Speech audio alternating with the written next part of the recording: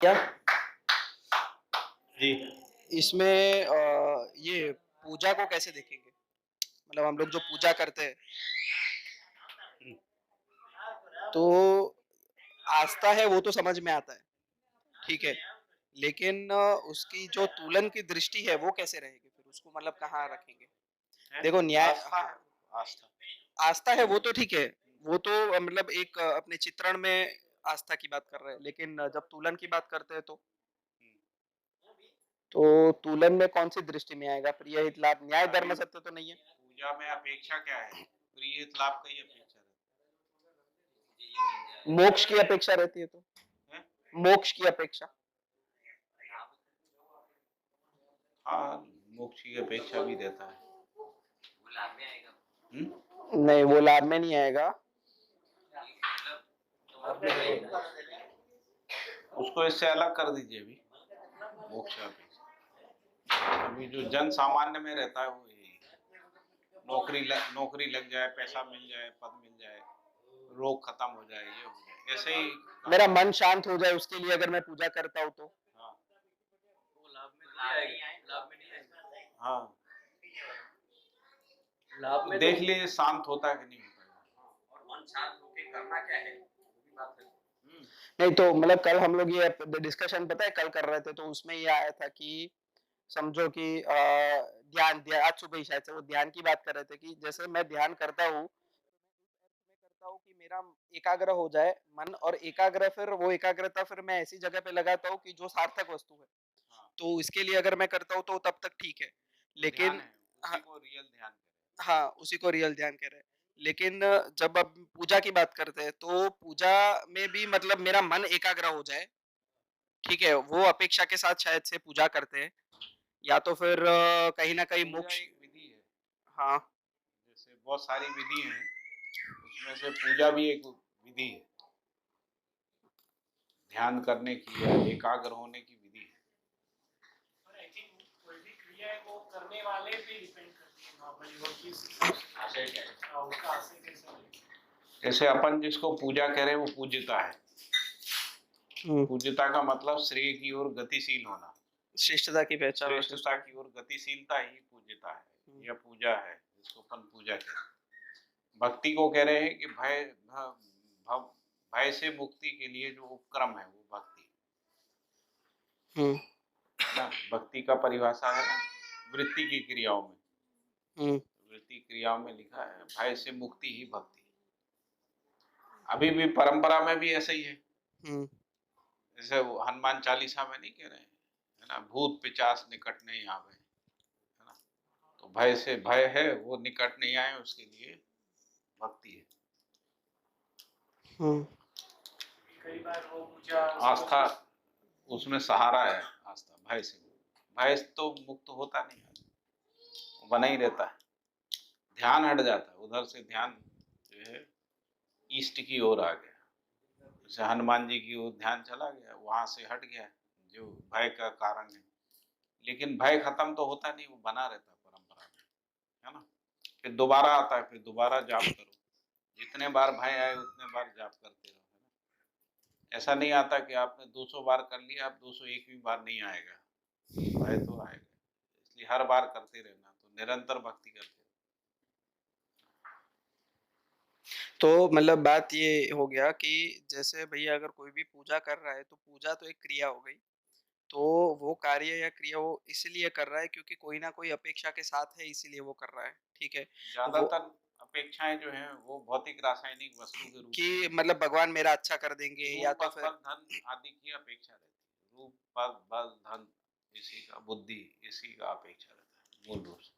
हुँ, और अगर मूल रूप से समझो कि अपेक्षा ये है कि मेरा मन शांत हो जाए और एकाग्र हो जाए, तो उस रेफ़रेंस में अपेक्षा है। लेकिन मन शांत और एकाग्र हो गया, उसके बाद उसका उससे मतलब समझो कि मन शांत भी हो गया, तो वो फिर शांत मन से आपको आपका प्रयोजन क्या है? फिर वो प्रयोजन के रेफ़रेंस में अगर जाएँगे, तो फिर आगे फिर वो पकड़ में आएगा। जैसे मान लो कोई ध्यान की विधि है जिससे मन शांत होता है ना। हुँ, शोषण करने वाले का मन शांत कर दिया और ज्यादा शोषण करेगा।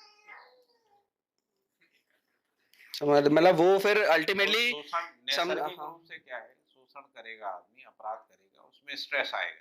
स्ट्रेस आएगा तो वो उस अपराध से दूर भागेगा। आपने कोई विधि सिखा दी उसको कि तुम अपराध भी करो और तुम्हें स्ट्रेस भी नहीं आए, है ना? तो उस स्थिति में क्या होगा, अपराध ज्यादा करेगा, जितना कर सकता है उससे ज्यादा करेगा। जैसे हमने भोग सिखा, ये योग सिखा दिया, मतलब आदमी भोग करता है, उससे शरीर खराब होता है, कमजोर होता है, रोगग्रस्त होता है। आपने कहा नहीं, हम आपको आसन प्राणायाम सिखा देते हैं, आप ज्यादा भोग कर पाएंगे। ऐसी बात हो गई। तो प्रयोजन के अर्थ में नहीं हुआ ना। नहीं नहीं, प्रयोजन के अर्थ में नहीं हुआ, लेकिन अल्टीमेटली हाँ, मतलब बात यही है कि मतलब जैसे अगर मैं ऐसा कहता हूँ कि मन शांत करने के रेफरेंस में मैं अगर पूजा कर रहा हूँ, तो वो मन शांत करने के बाद वो शांत मन से मैं क्या करने वाला हूँ, उसका मेरे को पकड़ना पड़ेगा। मन शांत कोई प्रिय हित लाभ में डिफाइन नहीं कर सकते, या तो फिर न्याय धर्म सत्य में भी डिफाइन नहीं कर सकते। वो मन शांत से फिर अल्टीमेटली मैं क्यों, मतलब क्यों करना चाहता हूँ मन शांत, ये प्रश्न आएगा। ये भी प्रश्न आता है, और मेरा मन अशांत भी क्यों होता है, उसमें भी देखने जाना। तो ये सही है, मतलब सोचने की तरीका। रिलेटिव टर्म है। हाँ। मन का शांत होना, हाँ ये रिलेटिव टर्म। हाँ, मतलब एग्जिस्टेंस में, रियलिटी में होता नहीं मैं है। आपसे शिविर ले रहा हूँ, मेरा मन शांत है, इतना विचार कर रहा हूँ, बात करता हूँ, प्रश्न पूछते हैं आप सब, मेरा मन शांत रहता है। तो ऐसा भी नहीं है कि मन में विचार नहीं हो, है ना, तभी मन शांत रहता है। मेरे को आप बोलने नहीं देंगे, मन अशांत हो जाएगा। आपको मैं बोलने नहीं दूँ, आपका मन अशांत हो जाएगा, कहेंगे पाठक जी सुनते ही नहीं, मन अशांत, है ना। तो इसलिए शांति एक जो है मिथ है, जो जहां पर इस शांति की बात कर रहे हैं हम लोग, जिसको शांति कह रहे हैं वो मिथ नहीं है। समाधान समृद्धि पूर्ण होना ही शांति है। यदि समृद्धि नहीं है, शांति नहीं है, समाधान नहीं है, शांति नहीं है ना। समाधान है तो सुख है, समाधान के साथ समृद्धि है, शांति है, समाधान समृद्धि के साथ अभय है तो संतोष है। उससे पहले संतोष नहीं है, उससे पहले आलस्य भी हो सकता है। आपने कहा अब इससे अधिक श्रम की क्या जरूरत है, ये आलस हो गया। प्रमाद भी हो सकता है, मैं क्यों ज्यादा पढूं, क्या जरूरत है ज्यादा पढ़ने की, मेरा काम चल रहा है, प्रमाद है। यानी बौद्धिक रूप से जो आपकी क्षमता है, वो क्षमता का पूरा इस्तेमाल ना करना, उसको उतना क्रियाशील नहीं, वो प्रमाद है ना। और शरीर से हम जितना श्रम कर सकते हैं उतना श्रम ना करना, जो औचित्य, जिसका औचित्य है उसको ना करना, है ना। तो आलस और प्रमाद है। वो कहे कोई आदमी, आलसी आदमी कहे मैं तो भैया उतना ही करता हूँ, है ना, जितना मेरे लिए जरूरी। तो आलस को संतोष नहीं कहेंगे, तो संतोष नहीं। तो संतोष का मतलब है जब समाज में, है ना, अभय आ जाए, उससे कम में संतोष प्रमाणित नहीं होता। कई लोग कहते हैं, जैसे कोई ड्रिंक करने वाला, वो कहता भैया अपन तो आनंद में है, कोई दिक्कत, रात को एक पैग लगाया मस्ती से आनंद में जिंदगी कट रही। अभी उसके आनंद का क्या बोले, तो आनंद को परिभाषित करना पड़ेगा, आनंद यानी क्या है। नशा आनंद है क्या?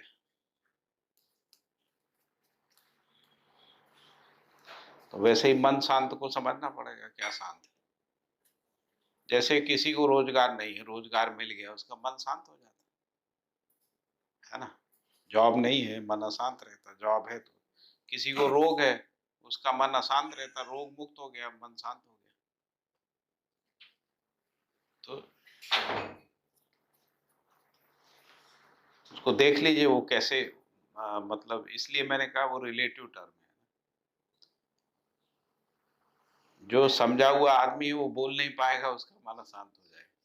ना समझ आदमी बोलेगा तो अशांत हो जाएगा। चुप रहेगा तो ठीक है, ज्यादा बोलेगा तो अशांत हो जाएगा। लोग कहेंगे तुम क्या बोलते हो, समझता नहीं फिर भी बोलते हो, है ना। लोग अशांत कर देंगे, ठीक है।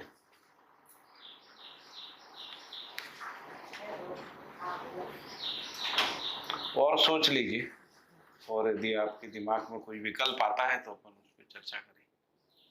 मोक्ष को कहाँ रखेंगे भैया, मतलब एक मोक्ष को कहाँ रखेंगे, मोक्ष तो वहीं रखेंगे ना। मोक्ष का कोई प्रमाण ही नहीं है ना, मोक्ष का प्रमाण नहीं है। वो मोक्ष एक मिथ है इसको, है ना। बाबा जी ने तो उसको ब्रह्म मुक्ति यही मुक्ति यहाँ पर तो बराबर है, यही इस जो प्रस्ताव ये की जो बात कर रहे हो तो। भ्रम मुक्ति है, भ्रम बंधन जो है उससे मुक्त होना ही मोक्ष है। ये जो कुचक्र है, भ्रमित आशा, भ्रमित विचार, भ्रमित इच्छा, इसका स्रोत क्या है? जीवन ने स्वयं को शरीर मान लिया, शरीरगत संकेत के आधार पर जीने के कार्यक्रम को निश्चित किया, उसके आधार पर भ्रमित वृत्ति हुई, भ्रमित वृत्ति में भ्रमित तुलन हुआ, भ्रमित चित्त हुआ, भ्रमित चित्त में भ्रमित चित्रण हुआ। भ्रमित चित्रण में 4 विषय तो पहले से आ ही रहा है जीव चेतना से, है ना। फिर 5 इंद्रिय संवेदनाएं आ गई, 5 इंद्रिय संवेदनाएं, फिर उसके बाद प्रिय हित लाभ, फिर सुविधा संग्रह भोग, भय आस्था प्रलोभन, फिर भ्रमित शक्ति केंद्र शासन, शक्ति केंद्र संविधान। इतना भ्रमित चित्रण है। 4 विषय, 5 इंद्रिय संवेदना, फिर प्रिय हित लाभ, फिर इसके बाद सुविधा संग्रह भोग जो अभी आया, टेक्नोलॉजी के विकास के साथ सुविधा संग्रह भोग आया, है ना। और इसके बाद फिर भय आस्था प्रलोभन, और इन सबके योगफल में शक्ति केंद्र शासन, शक्ति केंद्र संविधान। कितना भ्रमित चित्रण है पूरी मानव जाति। बाबा जी को और समुदाय चेतना, समुदाय चेतना, समुदाय चेतना भी इसी में आएगी ना। भ्रमित चित्रण ही तो है, समुदाय का चित्रण है ना, समुदाय का चित्रण, समुदाय चेतना भी है ना। साथ साथ जो शक्ति केंद्र इस सब में समुदाय चित्रण, ये भी भ्रमित चित्रण है, क्योंकि मानव एक जाति है, एक धर्म है, एक नस्ल है मानव, है ना। समुदाय चेतना एक भ्रमित चित्रण, उसके लिए भ्रमित शिक्षा, भ्रमित शिक्षा के रूप में भी चित्रण है भ्रमित शिक्षा। फिर उसके लिए भ्रमित बाकी जो क्रियाकलाप है वो सब भ्रमित, है ना, जो 5 प्रकार के क्रियाकलाप, भ्रमित सुरक्षा, भ्रमित है ना, आदि आदि सब। अच्छा भैया, कभी ऐसा हो सकता है कि मतलब जैसे मुझ में कोई इच्छा है, या तो फिर मैं कोई कार्य कर रहा हूँ, अल्टीमेटली चयन ही मतलब कार्य में मतलब वो होता है परिवर्तित, ठीक है। मतलब चयन की क्रिया ही मतलब वो कार्य में शरीर के थ्रू हम लोग करते हैं। तो जैसे मैंने कोई भी कार्य किया तो किसी आशा के रेफरेंस से किया, मतलब कोई आशा थी मेरी कि भाई मैं इस कोई आशा मतलब केवल सुख की आशा ही रहती है, और क्या आशा? मतलब सुख की आशा थी। सुख की आशा। तो उस रेफरेंस में वो जो कार्य किया था, तो उसमें समझो कि आस्था विधि से अगर कोई कार्य हुआ है, हाँ। तो वो सुख की आशा के रेफरेंस में समझो कि वो कार्य हुआ है, तो उसमें ऐसा हो सकता है कि वहां पर तुलन की जरूरत नहीं है, मतलब क्योंकि वो चित्रण में बैठा हुआ है कि ये करना है, हाँ, तो तुलन नहीं होगा वहां पर। ऐसा मतलब हो सकता है कि फिर वो नहीं, तुलन तुलन तो हो गई। कैसे होगा? बिना जैसे मतलब सुबह उठ बिना करके तुलन की इच्छा ही नहीं है। इच्छा पूर्ति के लिए जो भी क्रियाकलाप करेंगे उसमें विचार है ही। तुलन एक विचार क्रिया भी है। बिना बिना विश्लेषण के आशा तक कैसे पहुंचे? तो पहले यहां से जो संकेत गए वो मन में गए, तो भ्रमित आस्वादन हो गया, भ्रमित आस्वादन का विश्लेषण तुलन हुआ, तो भ्रमित, है ना, वृत्ति में भ्रमित विचार हो गए, भ्रमित विचार के आधार पर इच्छा बनी, भ्रमित इच्छा हो गई, इच्छा पूर्ति के लिए पुनः भ्रमित विचार हुआ, भ्रमित विचार का क्रियान्वयन हुआ, भ्रमित आशा हो गई, आशा पूरी नहीं हुई, पुनः इच्छा हो गई, है ना। एक कुचक्र चलता रहे। इसीलिए जो भी आसक्ति में हम काम करते हैं उसमें बार बार करते ही रहना पड़ता। आशा है खत्म नहीं होती, है ना, और अपेक्षा है वो पूरी नहीं होती। अपेक्षा पूरी नहीं हो रही, आशा खत्म नहीं हो रही। तो आशा जब कई बार पूरी नहीं होती तो हताशा आ जाती, निराशा आ जाती। निराशा का भी मतलब आशा पूरी खत्म हो गई ऐसा नहीं, क्योंकि एकदम पूरी आशा खत्म हो जाए तो आदमी सुसाइड कर लेगा, है ना, डिप्रेशन में चला जाएगा, मानसिक संतुलन खो देगा, एकदम ज्यादा डिप्रेशन हो गया तो संतुलन भी खो देगा। तो अच्छा, ये यहाँ पे प्रश्न जो था। केओटिक हो जाएगा सब।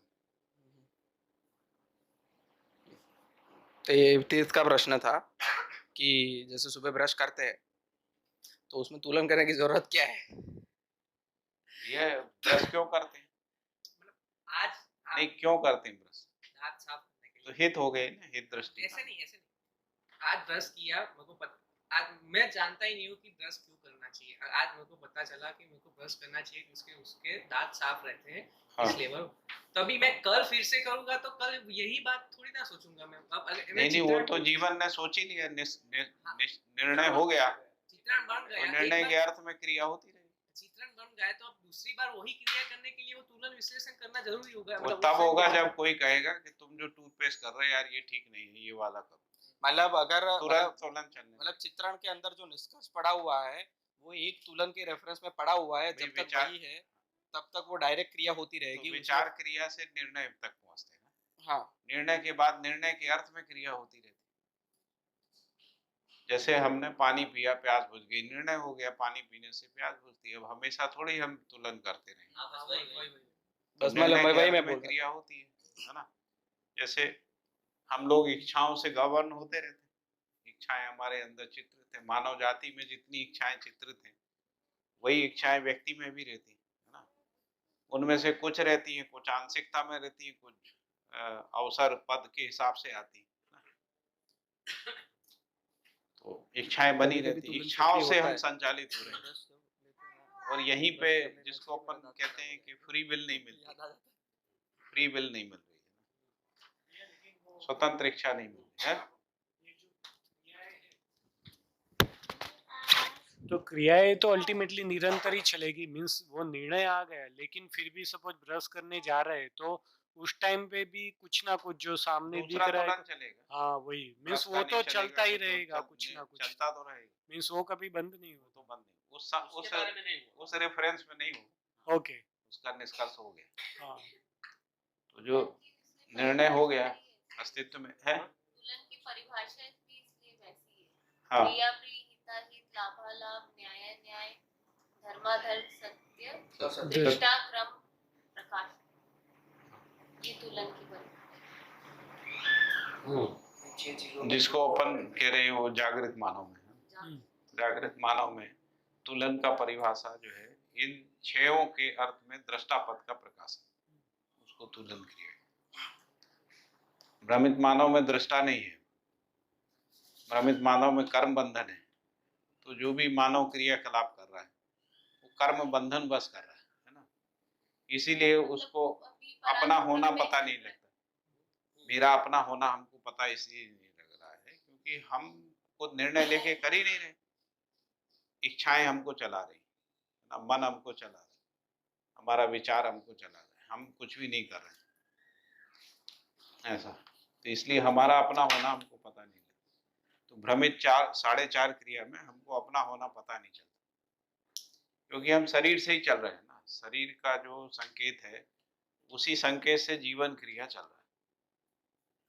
इसलिए हमको अपना होना पता ही नहीं, हम जीवन है ये पता ही नहीं लगता। इसीलिए हम प्रश्न करते रहते कैसे है भी कि नहीं है, फला ढिमका आदि आदि। उसको वैसे भी मीन्स अगेन उसको बोले तो ऐसे भी देख सकते हैं कि भाई ब्रश करना वो निष्कर्ष आ गए तो उस हिसाब से वो तुलन हो जाएगा। फिर भी अभी ब्रश करते हैं तो 2 मिनट करना, 3 मिनट करना, 5 मिनट करना, तो वो भी एवरी मोमेंट वो तुलन वो तो चलता ही रहता है।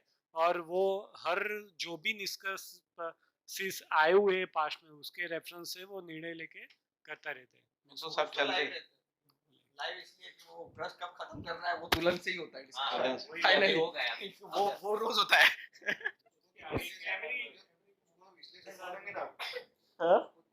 वो भी निर्णय पूर्वक नहीं होता है, वो निर्णय पूर्वक नहीं होता है ना। वो तो होता क्रिया अपने आप होती रहती है।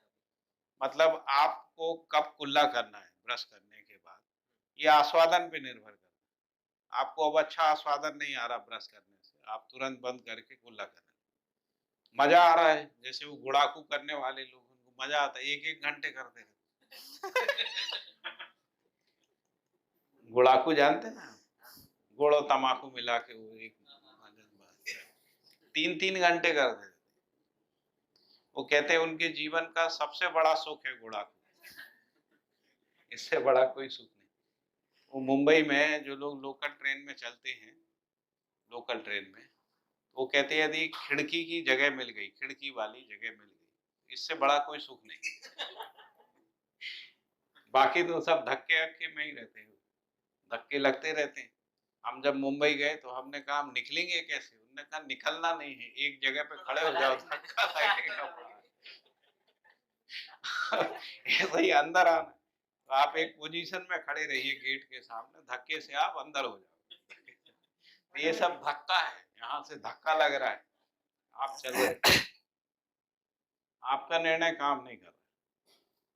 उसमें थोड़ी बहुत जो है सुविधा संग्रह आ गया, खिड़की वाली जगह मिल गई, इतना नहीं, इससे ज्यादा कुछ नहीं। तो लेकिन भैया उसमें भी अगर देखेंगे तो जैसे कि कब ब्रश बंद करना है तो वो भी अल्टीमेटली निर्णय, मतलब आप, मेरा निर्णय आस्वादन नहीं। से ही है ना, तो आस्वादन पहुंचा है, हमको अच्छा नहीं लग रहा है तो हमको ऐसा नहीं मतलब लग- मालूम पड़ा ना कि मेरे अंदर की अच्छा नहीं लग रहा है, अभी बंद करो। हाँ, तो वो तो तो तुलन उस चलते वक्त हुआ ही।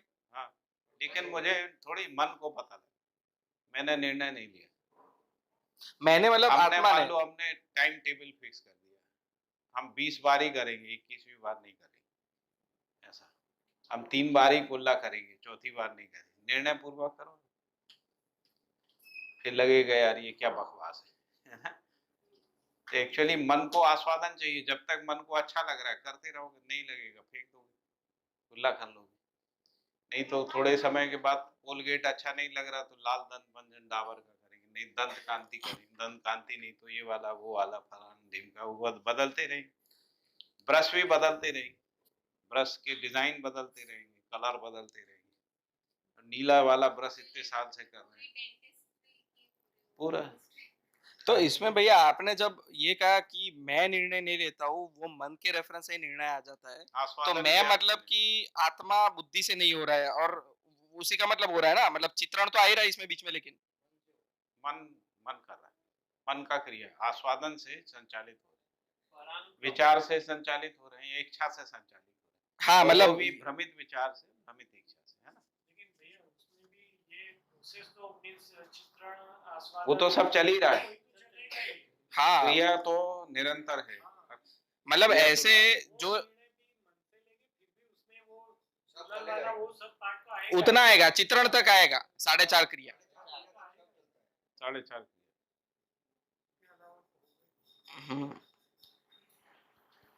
लेकिन भैया ने बताया वैसे धक्का लगता है कहीं से, टीवी की एडवर्टाइज या अपना समुदाय में प्रेरित होके या किसी भी जगह से, मतलब वैसे हम उससे प्रभावित होके लेते हैं परानुक्रम।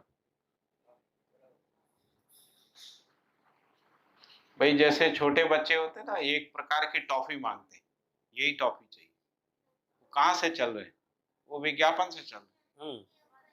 विज्ञापन कहाँ से चल रहा है? प्रलोभन से चल रहा है, लोभ से चल रहा है। विज्ञापन जिस आदमी ने किया है उसको पैसा कमाना, लोभ से चल रहा है। बच्चा विज्ञापन से चल रहा है, उसका अपना निर्णय नहीं, उसका प्रभाव है, जो आपने अभी कहा। डीकोडिंग किया है, मतलब हम्म। कोडिंग किया है, सॉरी। तो फिर जहाँ जैसे जगह मिलती है तब जैसे कोडिंग। पेप्सी कोला है, कोका कोला, पेप्सी कोला, ये वो, यदि विज्ञापन नहीं देखा है और आप कोका कोला पिएंगे आपको अच्छा ही नहीं लगेगा। विज्ञापन देखा तभी अच्छा लगेगा। जैसे सिगरेट है, उसका विज्ञापन देखा है तभी सिगरेट पीने का जो है वो मजा है, नहीं तो क्या मजा है। विज्ञापन से चित्रण बना हुआ है। चित्रण बना, ऊंचे लोगों की ऊंची पहचान। अब है आपको ऊंचे होना है ना, सिगरेट से नहीं। अब वो ऊंचे होने की ऊंची पहचान तो वो कौन सा क्लासिक सिगरेट का विज्ञापन है ना। अब आप क्लासिक सिगरेट खरीदोगे क्योंकि आपको ऊंचे होना, सिगरेट से मतलब नहीं, ऊंचे होने से। ऐसे ही सारे विज्ञापन ऐसे ही, जैसे कोई जिससे जितनी भी महंगी से महंगी कार होगी उसका विज्ञापन यही होगा कि सब थोड़ी कर सकते हैं, आप ही कर सकते, आप ही ले सकते। हाँ, तो वो आपको चला रहा है, आपने उसकी क्वालिटी, गुणवत्ता, पैसा आदि आदि सबको विचार करके कार्य का निर्णय नहीं लिया।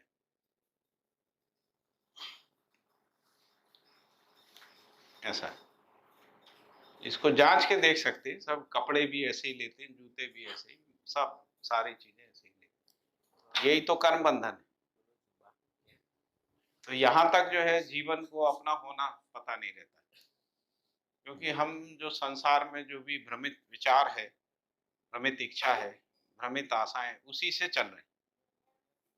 छोटा बच्चा भी उसी से चल रहा है, बड़ा भी उसी से चल रहा है, प्रधानमंत्री भी उसी से चल रहा है ना। बड़े से बड़ा कैपिटलिस्ट भी उसी से चल रहा है, थिंकर भी उसी से चल रहा है, प्रोफेसर भी उसी से चल रहा है। वो पढ़ा रहा है, क्रिया कुछ और कर रहा है, लेकिन उसी के प्रभाव में ही कर रहा है। ऐसा, इसीलिए इसको कहा कि कर्म बंधन। भ्रमित जीवन, भ्रमित है ना, भ्रमित जीवन का 4.5 का कुचक्र, भ्रमित आशा, भ्रमित इच्छा, भ्रमित विचार, ये चलता रहता है, इससे मुक्ति नहीं। जब तक ये चलता रहता है तब तक अपना पहचान नहीं, स्वयं का पहचान, स्वयं को शरीर मान के ही जीवन जी रहा है।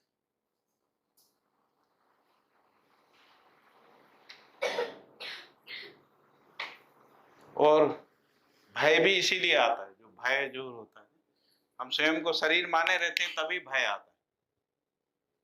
दोनों प्रकार का भय होता है। एक भय होता है मैं मर जाऊंगा, इसका भय रहता है। दूसरा, वस्तु मुझे नहीं मिलेगी, वो भी भय रहता है। पद भय, मान भय, मृत्यु भय, धन भय आदि, ये सब भय जो है वो सब शरीरगत ही है सारे के।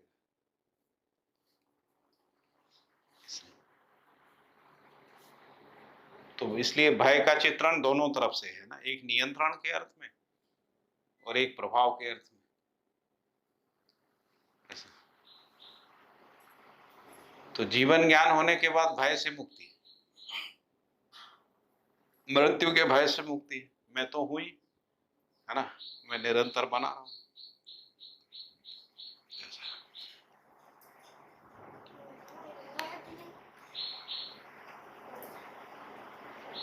ठीक, आगे चले। और भी कुछ बातें हैं वो भैया उस शक्ति केंद्रित शासन और उसके नीचे क्या शब्द है? यहाँ पे समुदाय चित्रण, शक्ति केंद्रित शासन, शक्ति केंद्रित संविधान और उसी के अर्थ में शिक्षा, भ्रमित शिक्षा का चित्रण, भ्रमित शिक्षा और समुदाय चेतना, समुदाय, और उसी से फिर भ्रमित व्यवसाय भी है, भ्रमित व्यवसाय, भ्रमित उत्पादन, भ्रमित बाजार, कंज्यूमरिज्म, ये सब। हाँ जी। क्वेश्चन ये था कि ये बाबा जी की जो बुक की समरी थी ना, वो मतलब मैं देख रहा था बुक जो अभी रीडिंग होती है 6 से 7 में, तो उनके पहले मूल प्रश्न में ये था कि मतलब जो मोक्ष था ना, मतलब हिमांशु भाई ने बोला था कि मोक्ष प्राप्ति के लिए मतलब ये पूरा मतलब ऐसी अभी मान्यताएं है, मतलब ये क्या करना है, मतलब जीवन आता है शरीर में, फिर वो मर जाते तो चला जाता है, फिर दूसरी योनि में, तीसरी योनि में, इस तरह से आता है।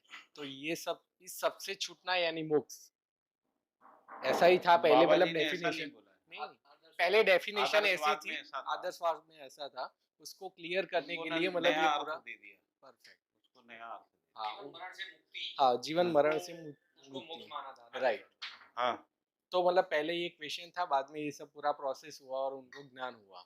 तो अभी मतलब ये पूरा नॉलेज होने के बाद अभी एग्जैक्ट डेफिनेशन में मतलब साइकिल तो वही रहती है, सिर्फ मोक्ष नहीं आता है। मतलब जीवन है, वो सपोज हमारे में आया, हम पूरी एक्टिविटी करते हैं, सबको मतलब ये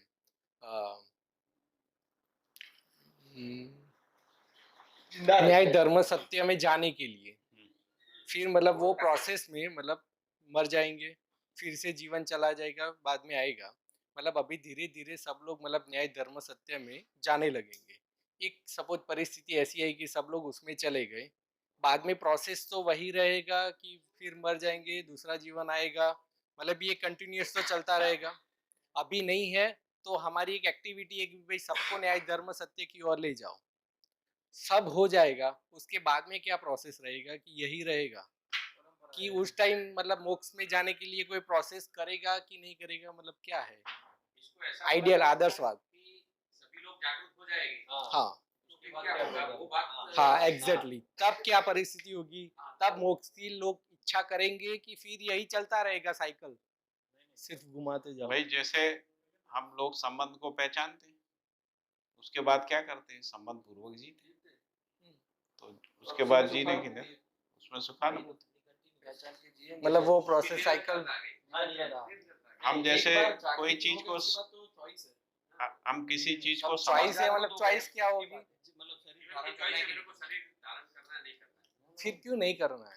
क्यों नहीं करना, ये तो बात फिर है। मोक्ष आ गया, नहीं करना है तो अभी लोग वो मतलब उन्होंने मोक्ष कहा के लिए ना, हाँ जागृति के बाद प्रश्न ही नहीं पैदा होता, क्यों नहीं करना है। हाँ क्यों नहीं समस्या करना क्या है, मानव अदरवाइज तो वही जागृत ऑप्शन आ आदमी गया को जीने में कोई समस्या नहीं। क्यों नहीं करना, और उपकार करें, करते ही रहेंगे।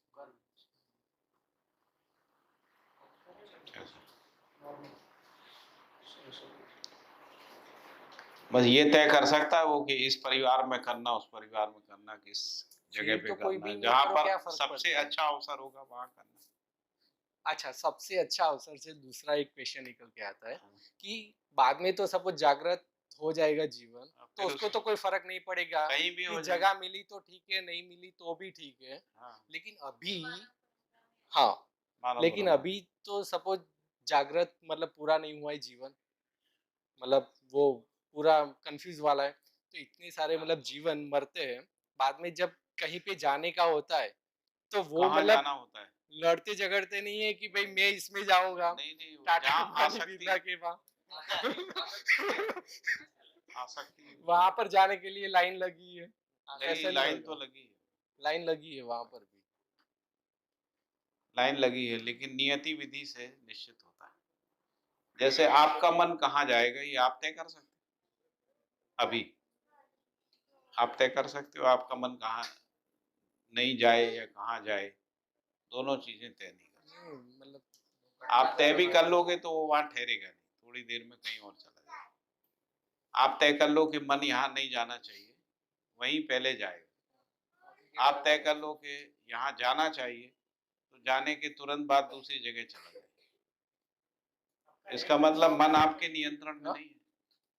नहीं वही तो मतलब सबको तो अच्छी जगह जाना ही होगा, भले वही पूरा नहीं, जागृत मन नहीं अच्छी है। जगह जाता है, मन जिसको अच्छा माना मेरी- रहता है वहां जाता है। इनका भैया जो क्वेश्चन है ना कि एक बार समझो कि मैं जीवन जागरूक नहीं हुआ है और मेरी मौत हो गई समझो, तो उसके बाद वो जीवन किस घर पे जन्म लेगा, उनका वो क्वेश्चन है। तो वो सब नियति विधि से ही तय हो। उसमें भैया नियति एग्जिस्टेंस जो नियम से नियम जो एग्जिस्टेंस है? में जो भी नियम है, जो भी नियम है उसमें भैया एक एक तर्क ऐसा बनता है ना कि एक चीज है समझो कि जागरूक मतलब जीवन जागरूक हुए बिना ही वो मैं समझो कि कोई मर गया, तो उसने उस जीवन में उस जीवन यात्रा में जो जो निष्कर्ष निकाले शरीर हैं, यात्रा। हाँ उस शरीर यात्रा में जो जो निष्कर्ष उसने निकाले हैं कि जिस चीज को उसने महत्वपूर्ण माना है, उस हिसाब से उस जीवन की नेक्स्ट शरीर यात्रा में गति होगी, उस हिसाब से वो अगर लेगा। वो सार्वभौमिकता हाँ। के नहीं ऐसे नहीं मतलब इसका पॉइंट ये है कि रेफरेंस वाला जैसे समझो कि मेरा इस शरीर यात्रा में मेरे साथ इतना मतलब बुरा हो रखा है कि मुझे ऐसा लगता है कि इससे बढ़िया तो ये कुत्ते का जीवन है। तो मैं कुत्ते के जीवन में नहीं एग्जांपल की बात एक फॉर एग्जांपल और मतलब इवन घर में अगर देखेंगे तो जैसे मेरे परिवार की अगर स्वीकृति बनी हुई है तो और या तो फिर मेरे मतलब समुदाय या तो फिर मेरे गांव या तो फिर जो भी है, तो उस रेफरेंस में नियति विधि में ऐसा काम मतलब बोलते हैं कि फिर वहां पर मतलब ज्यादा पॉसिबिलिटी ऐसे है कि आप वहीं चाहोगे क्योंकि आपकी स्वीकृति वहां पर बनी हुई है। अगर आपकी स्वीकृति वहां पर नहीं बनी हुई है तो फिर आप कहीं और। जैसे अगर इस शरीर यात्रा में समझो मैं किसी ऐसे घर में पैदा हो गया कि इतने पैसे या वो नहीं है, तो मेरे ये शरीर यात्रा में ये निष्कर्ष निकलेगा कि मैं नेक्स्ट जीवन या मतलब शरीर यात्रा में ऐसे घर पे पैदा हूँ जिनके पास ज्यादा पैसे हो, तो आप निकम्मे हो जाओगे। हाँ हाँ तो ज्यादा आपने यदि किसी के पास ज्यादा पैसे हैं ऐसा मान के निर्णय ले लिया, यानी आप श्रम करके कमाना नहीं चाहते। नहीं जाते, हाँ। हाँ, इसलिए आपने निर्णय, तो आप निकम्मे हो जाएंगे। हाँ, तो फिर निकम्मा आदमी जो बाप दादा की संपत्ति को तबाही कर देगा, हम्म, तो आप वापस वहीं पहुंच जाओगे। हाँ, तो जो भ्रमित गरीब मानव के में तो गरीब ही रहो। भ्रमित मानव में तो हमारे यहाँ भैया का वही है। पूत कपूत तो क्यों धन संचय है ना। हम्म, यदि पूत कपूत है तो क्यों धन संचय, पूत सपूत तो क्यों धन संचय, सपूत होगा तो कमा खा लेगा, कमाएगा, बराबर है ना। तो कपूत है तब भी क्यों धन संचय करना, वो सब बर्बाद कर देगा। है। और यदि पूत सपूत है तो क्यों धन संचय, वो अपनी मेहनत से बना कमाएगा। लेगा। आपके पैसे पे पलेगा तो सपूत कैसे है, अपने परिश्रम से अपने पुरुषार्थ से कमाएगा ना, उसी का सुख होता है। नहीं तो लोग उससे कहेंगे कि तुमने किया ही क्या है जिंदगी में, बाप के पैसे को उड़ाते रहे, इससे ज्यादा क्या किया। तो आपको दुख होगा, यार मैं कुछ नहीं कर पाया, है ना। तो अपने पुरुषार्थ से करके ही सुख होता है ना। तो इस प्रकार के भ्रमित विचार ही मत रखो अपने अंदर कि मैं जो है पैसे वाले के घर को देख के उसके यहाँ जन्म एक लूंगा। फॉर एग्जाम्पल भैया, फॉर एग्जाम्पल हाँ, ये जो आसक्ति का जो एग्जाम्पल है ना, हाँ। उसके रेफरेंस से। समझ गया, उसी को समझाने के लिए ये बताया मैंने। हाँ, परंपरा में ऐसा कहा गया। तो मूल बात तो जागृति को प्रमाणित करना ही है। मूल बात जो है बंधन से मुक्ति है ना, भ्रम से मुक्ति है। भ्रम से मुक्ति के बाद ही हमको अपना होना पता लगता है, उससे पहले अपना होना ही पता नहीं लगता है ना। एक ये बात है, हमको अपना होना, जब तक हम भ्रमित इच्छाओं से, भ्रमित विचार, भ्रमित उससे आशा से मुक्त नहीं है, तब तक हम स्वयं को शरीर मान के ही अभिव्यक्त होते रहते हैं, बोलते रहते हैं, है ना। तो हम कहते हैं मेरे अंदर जीवन है, ऐसा हम बोलते हैं। मैं शरीर हूँ, मेरे अंदर जीवन है, ऐसा हम बोलते हैं। मैं जीवन हूँ, ऐसा नहीं बोलते। मैं जीवन हूँ, शरीर से अभिव्यक्त हो रहा, ऐसा हम अपने को शरीर मान के ही बोलते हैं, है ना। तो मेरे अंदर मन है, ऐसा बोलते हैं। तो हम शरीर हैं, मेरे अंदर मन है, ऐसा। या आत्मा है, चेतना है, कुछ भी हम चेतना है, आत्मा है, कॉन्शसनेस है, ऐसा कुछ नहीं बोलते हैं। हम शरीर है ऐसा मान के अभिव्यक्त होते हैं, क्योंकि जीवन शरीर के साथ तदाकार हो जाता है ना, जैसे नाम के साथ तदाकार हो जाता है, तद्रूप भी हो जाता है। शरीर ही मान लेता है तो तद्रूपता हो जाती है, शरीर के रूप में ही जीवन रहता है ना। तद्रूपता की स्थिति है, तदाकार की स्थिति है। जैसे हम नाम को मान लेते हैं कि नाम ही मैं हूँ, है ना, ऐसा मान लेते हैं। कोई पूछे आप कौन, तुरंत नाम बताते हैं, है ना। तो उससे तदाकार हो जाते हैं। तो भ्रम से मुक्ति के लिए तो ये तुलन, और दूसरा क्या है कि जो भ्रमित विचार है उससे समाज में कैसा होता है, मानव समाज कैसा होता है, तो यहाँ बताए। समुदाय चेतना होती है, उसमें प्रीहित लाभात्मक जो है इच्छाएं होती हैं, सुविधा संग्रह भोग का इच्छा होती है, भय आस्था प्रलोभन का इच्छा होता है, चित्रण होता है। वही चित्रण आपको पूरे में दिखेगा, है ना। जैसे मैंने कहा, दंड संहिताओं का चित्रण, संविधान का चित्रण, राज्य का चित्रण, धर्म व्यवस्था का चित्रण, स्वर्ग का चित्रण, नर्क का चित्रण, ये सब चित्रण जो पूरी परंपरा में मानव जाति में हुआ है ना। सुविधाओं का चित्रण, ढेर सारी सुविधाओं का चित्रण हो गया, संग्रह का चित्रण, भोग का चित्रण, कितने प्रकार की भोग सामग्रियां हम बनाते हैं ना, वो सबका चित्रण, है ना। लाखों प्रकार की मिठाइयाँ खाने की चीजें बनाते हैं, वो सब चित्रण है ना। इससे सुख होगा, इससे सुख होगा, ऐसा ऐसा, वो सारा चित्रण, ये सारा भ्रमित चित्रण है। इससे पहले मैंने कहा कि वो चार विषय तो हैं ही, 5 इंद्रिय संवेदनाएं भी हैं, हाँ। 4 विषय जीव चेतना से आ रहा है। कुछ कुछ इंद्रिय संवेदनाएं भी जो है वो जीव शरीर से शुरू हो गई, वो तो बनी हुई। तो इसलिए धीरे धीरे फसावट बढ़ती जा रही है। इसलिए जीव की तुलना में मानव में ज्यादा फसावट है, मानव ज्यादा फंसा हुआ है। तो वो कर्म बंधन में है और हम लोग भ्रम के बंधन में, कर्म बंधन से भी ऊपर भ्रम, भ्रम का बंधन है ना। तो इस प्रकार ये इसी को कह रहे हैं कि ये 4.5 क्रियाकलाप का चित्रण है। और भी चीजों को आप देख सकते हैं इसी फ्रेम में। भैया बाबा जी ने ये चित्रण को भी वैसे मतलब ये उसके बाइफर्केशन दिए हुए हैं कि चित्रण में जो इच्छाएं होती है वो 4 विषय 5 इंद्रिय सब लिखा हुआ है। इसी के रेफरेंस में होती है। बिल्कुल ऐसे ही लिखा। व्यवहारवादी समाजशास्त्र में 9 प्रकार का चित्रण लिखा हुआ है। उसमें ये 9 प्रकार का चित्रण। उसमें ये भी कहा कि पहले से 4 विषय है ना, ऐसा लिखा। मतलब 4 विषय पहले से है ही। पहले से आ ही रहा है वो जीव चेतना से, आहार निद्रा वो बना ही हुआ है, उसका भी चित्रण है। और ये एडिशनल है। ये एडिशनल है। ये 9 प्रकार का चित्रण, यही 9 प्रकार का चित्रण समुदाय चेतना में है, पूरी समुदाय। तो समुदाय चेतना का चित्रण है व्यवहारवादी समाजशास्त्र में। शायद 12 प्रकार के समुदाय का चित्रण है। किताब में आप देख लेना, मुझे लगता है 12 है। 11 तो मैंने क्या क्या है? जाति मत पंथ संप्रदाय वर्ग देश भाषा लिंग नस्ल रंग धर्म। हाँ, वो देश भी है उसमें। देश है। तो ऐसे लिंग नहीं है उसमें, वो जो बाबा लिखा उसमें लिंग नहीं लिखा। व्यवहारवादी समाजशास्त्र में देख, उसी में लिखा है 9 प्रकार का चित्रण है। और उसी में समुदायों में जो क्रियाकलाप है वो इस 9 प्रकार के चित्रण के रूप में है। इसको भ्रमित चित्रण के रूप में लिखा है व्यवहारवादी समाजशास्त्र। फिर इसके बाद समुदाय का चित्रण है, ये इसको भी बोले ही है बाबा ने, शक्ति केंद्र शासन शक्ति। जैसे मनु का जो धर्म शास्त्र है ना, वो शक्ति केंद्र शासन के अर्थ में ही है। जितना भी ट्रेडिशनल लॉ है वो शक्ति केंद्र शासन है, क्योंकि वहां पर भय से नियंत्रण की कल्पना है। मनु ने भी भय से नियंत्रण की बात की है, शरीयत में भी भय से नियंत्रण, क्रिश्चियन लॉ में भी भय से नियंत्रण, और जो कॉन्स्टिट्यूशनल लॉ आया उसमें भी भय से नियंत्रण है ना।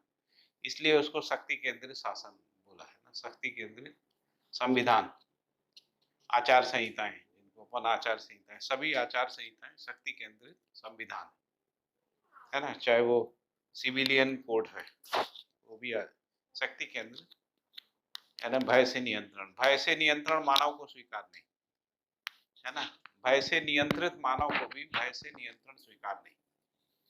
कोई हमको डरा के नियंत्रित करे ये हमको स्वीकार नहीं। यहाँ तक कि हमको किसी को डरा के नियंत्रित करना पड़े ये भी अच्छा नहीं लगता।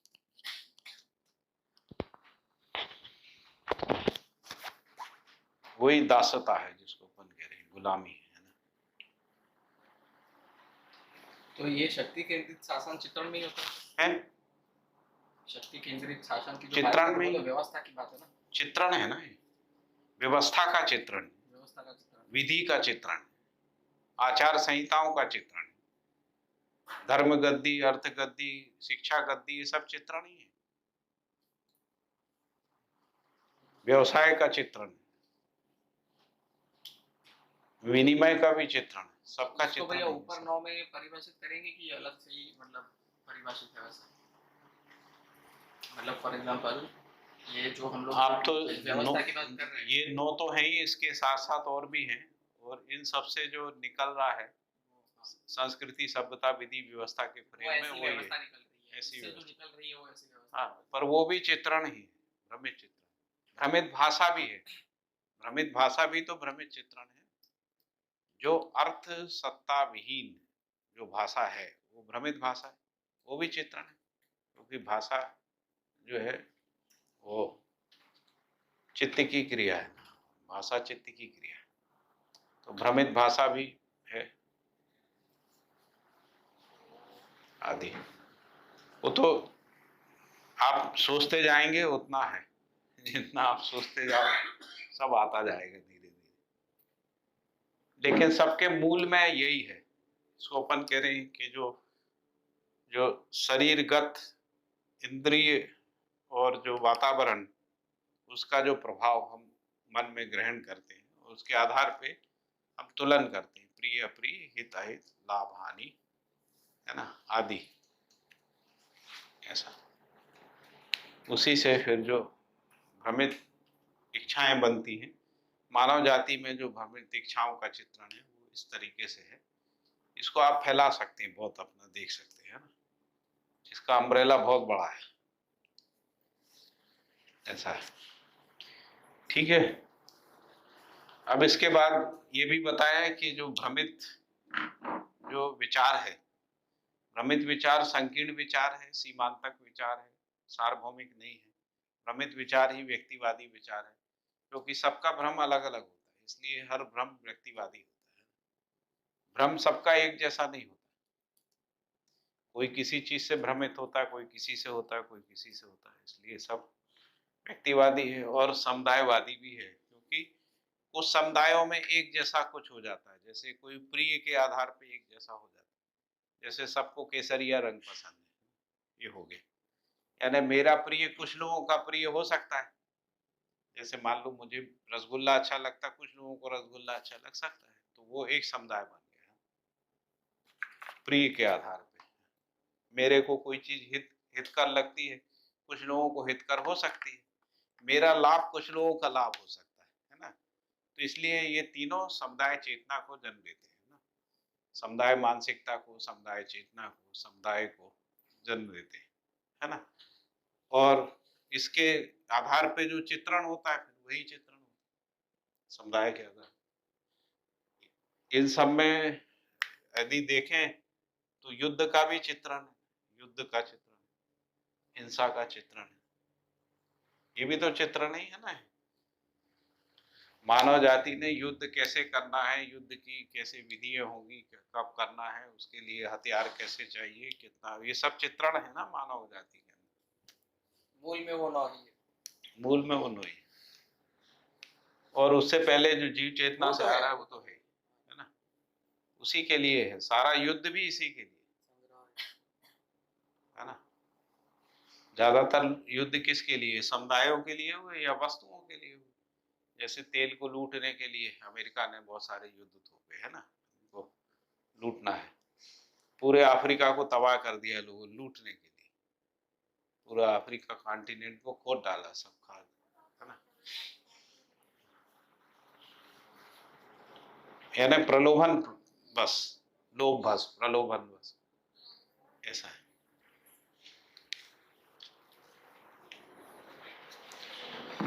तो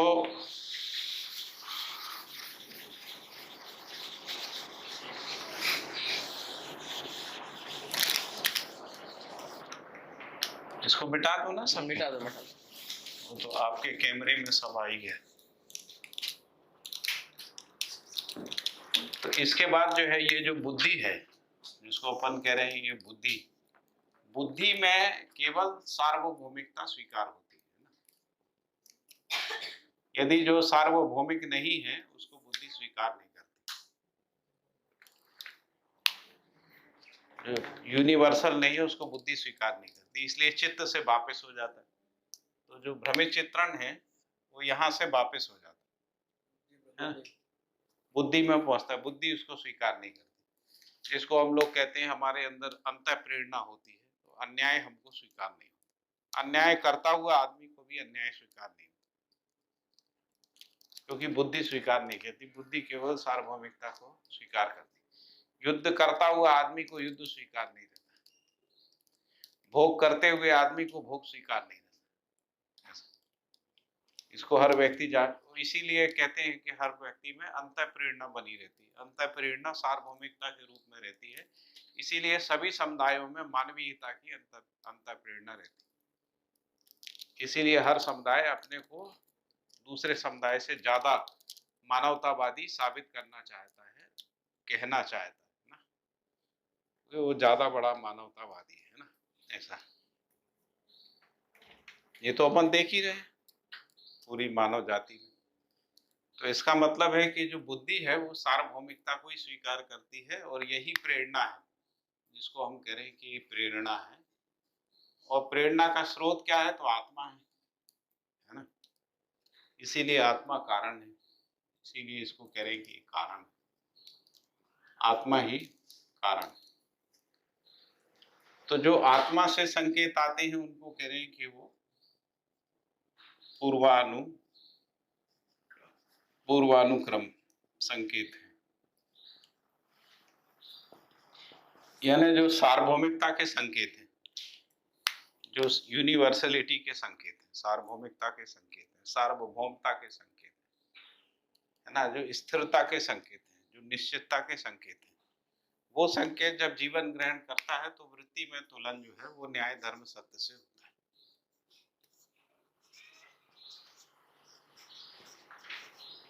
इन तीन आधार पे तुलन होता है, क्योंकि न्याय की सार्वभौमिकता है ना, धर्म की सार्वभौमिकता है यानी व्यवस्था की सार्वभौमिकता है, और सत्य की सार्वभौमिकता है। यदि कोई सार्वभौमिक चीज नहीं है तो वो सत्य नहीं। सत्य की पहचान क्या है? वो सार्वभौमिक होगा। यदि सार्वभौमिक है तभी सत्य है, नहीं तो सत्य नहीं है ना। यदि सबके न्याय क्या होगा? सबके लिए होगा तो न्याय है। यदि किसी जाति विशेष के लिए, समुदाय विशेष, क्षेत्र विशेष, भाषा विशेष के लिए, तो न्याय नहीं। न्याय का मतलब सबके लिए हो तभी न्याय है ना। तो इसलिए न्याय का सार्वभौमिक होना सिद्ध होता है, क्योंकि विश्वास साम्यतय रहता है, सब में एक जैसा रहता है ना। इसीलिए न्याय की व्याप्ति होती है, सर्व मानव तक न्याय का व्याप्ति होता है। समुदाय सीमा में नहीं रहता, न्याय समुदाय सीमा में परिभाषित। जैसे भौतिक उदाहरण दें, आप एक पानी की प्याऊ बना दीजिए, है ना, उसमें लिख दीजिए केवल हिंदुओं के लिए है, उसको कोई न्याय मानेगा?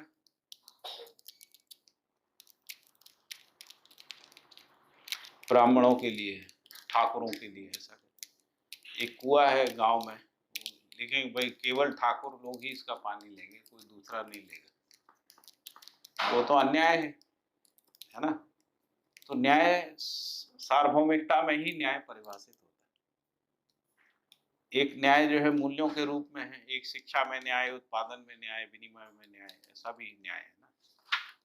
तो जो भी मानव का क्रियाकलाप है, यदि वो सार्वभौमिकता सर्व के लिए है तभी वो न्याय है, नहीं तो न्याय नहीं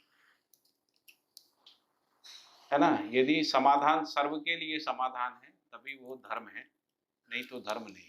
तो सर्वतोमुखी समाधान ही धर्म है। धर्म का परिभाषा सर्वतोमुखी समाधान है, जो सबके लिए समाधान है ना। और यही सत्य है। सत्य का मतलब जो सबके लिए एक जैसा, अस्तित्व सह अस्तित्व सबके लिए एक जैसा, इसलिए सह अस्तित्व ही सत्य है, परम सत्य।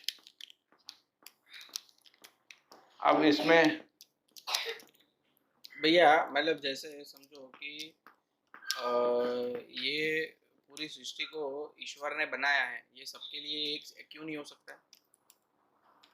एग्जाम्पल मतलब जैसे मतलब कोई भी अगर पंथ है या तो कोई समुदाय है तो वो यही मान करके चल रहा है कि सबके लिए ऐसा ही है।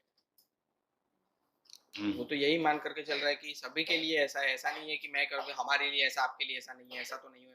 नहीं, समुदाय किसी मान्यता से चलता है ना। हाँ। वो मान्यताएं अलग अलग होती है। जैसे सभी संप्रदायों का ईश्वर अलग अलग है।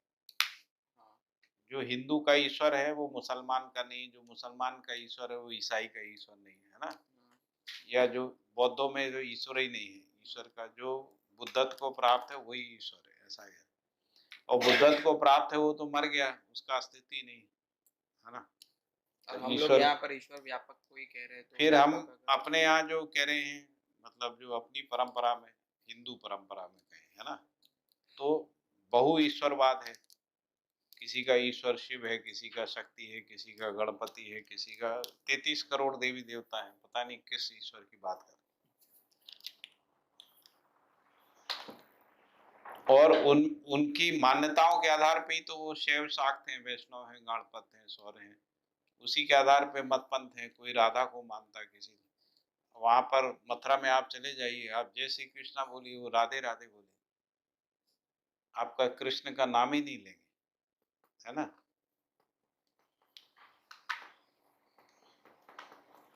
तुलसीदास जी तक कह गए।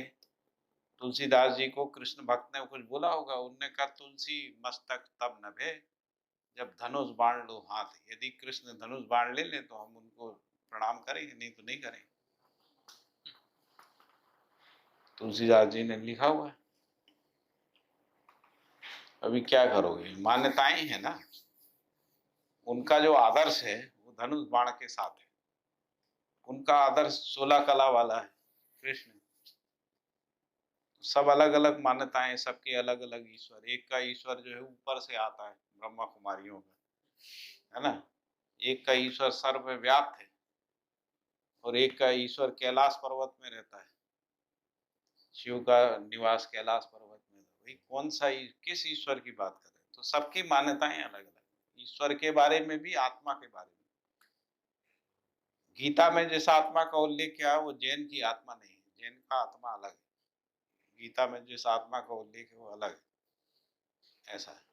जिसको वो लोग कह रहे हैं कि क्रिश्चियनिटी में एक सोल है, एक स्पिरिट है ना। तो स्पिरिट अलग चीज है, सोल अलग चीज है।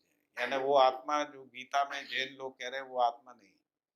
मुसलमान जिसको रूह कह रहे हैं वो अलग चीज है। तो अलग अलग मान्यताएं हैं आत्मा को लेकर, ईश्वर को लेकर। सबका ईश्वर का डिजाइन अलग अलग, तो यहाँ पर क्योंकि भी वो भैया जैसे भ्रमित चित्रण है सारा।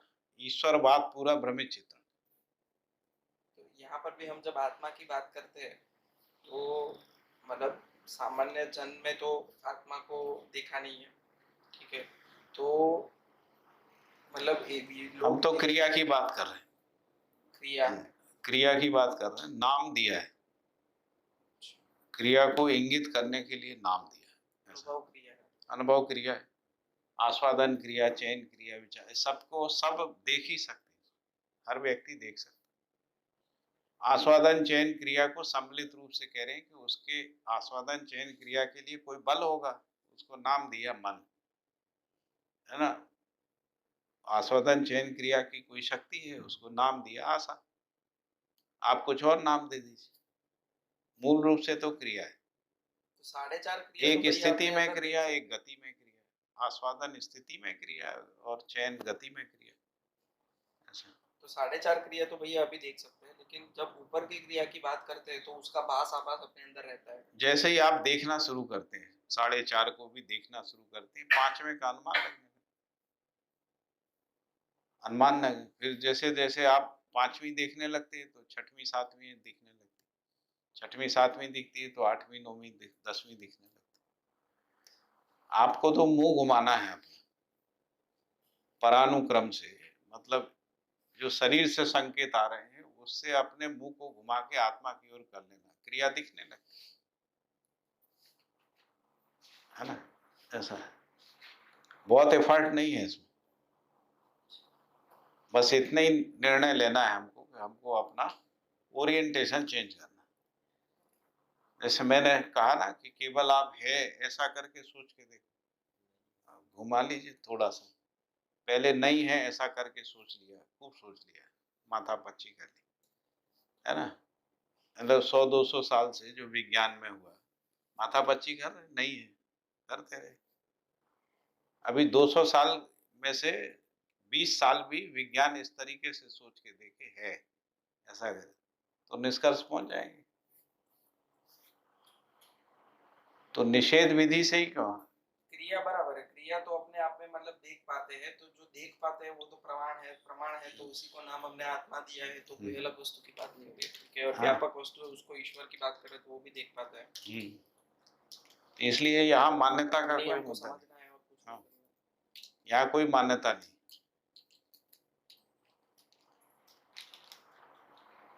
मैं अपने अंदर देखता हूँ तभी आपसे कहता हूँ मुझे दिख रहा है, आप भी देखते हो तो दिखने लगता है ना, क्रिया दिखने लगती है। तो मैं आपके अंदर नहीं देख सकता हूँ, अपने अंदर देख सकता हूँ। अपने अंदर देखता हूँ, क्रिया सब में साम्यता रहती है, इसलिए आपके अंदर भी दिखती है। इससे पता लगता है सबके अंदर एक जैसी क्रिया है। पता कैसे लगता है? आप पुष्टि करते हो। जैसे मैंने कहा मेरे अंदर आस्वादन है, आप कहते हो हाँ है ना, मेरे अंदर भी है, मेरे अंदर। तो उससे पता लगता है कि आपके अंदर भी आस्वादन चैन है। फिर ये कहते हैं मेरे अंदर भी, सबके अंदर है, तो पता लगता सबके अंदर एक जैसी क्रिया है ना। इसके आधार पे क्रिया की सार्वभौमिकता को पहचानते हैं। कोई किसी के अंदर जाके नहीं देख सकता है ना। तो इसी के लिए भाषा है। भाषा का जो अस्तित्व से प्रयोजन है वो इसीलिए है कि आप उसको देख सकें, अभिव्यक्त कर सकें, पुष्टि ले सकें, प्रतिपुष्टि ले सकें, है ना। उसके लिए भाषा है। तो भाषा ही माध्यम है सत्य की सार्वभौमिकता तक पहुंचने का है। मैं एक एग्जांपल समझता था कि सपोज मैं गाड़ी चलाना सीख रहा हूँ तो मुझे कब ब्रेक मारनी है, कब गियर चेंज करना है, तो मुझे याद कर करके सब करना पड़ता था, ठीक है। अभी जब मुझे पक्का गाड़ी चलाना आ गया, तब मैं दूसरा काम करते करते भी वो सब चीज़ें ऑटोमेटिक हो रही है मेरे लिए। तो वो जो संकेत है वो क्या बुद्धि से आ रहा है या फिर वो चित्रण से ही ऑपरेट हो रहा है? चित्रण से ही, अभ्यास का चित्रण हो गया है, फिर वो चित्रण ही चलाता रहता है। ओके। उसी को अध्यास भी बोलते हैं, संस्कार भी बोलते हैं। कुछ क्रियाकलाप संस्कार से चलता है, कुछ अध्यास से चलता है, कुछ अभ्यास से चलता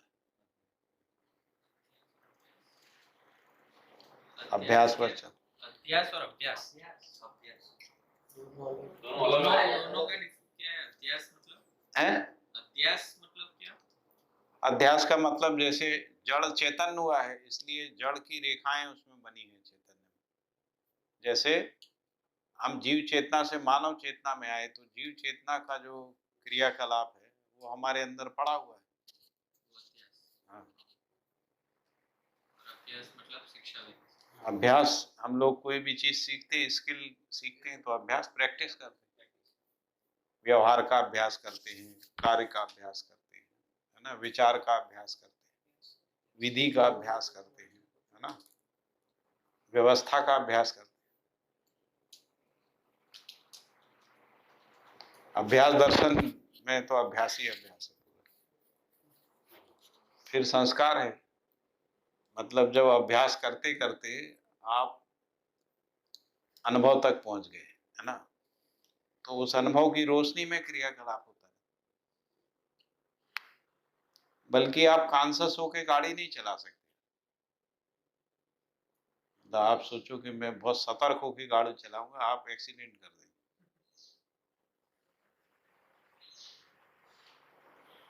कभी करके देख लीजिए।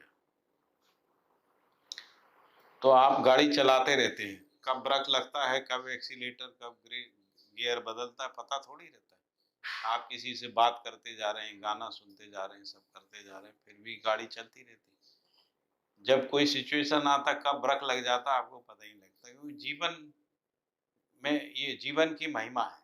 मतलब जीवन ये सब करता रहता है ना। जब हम जीवन में मैं के रूप में कोई क्रिया करते हैं, हम संकुचित हो जाते हैं, मैं के रूप में।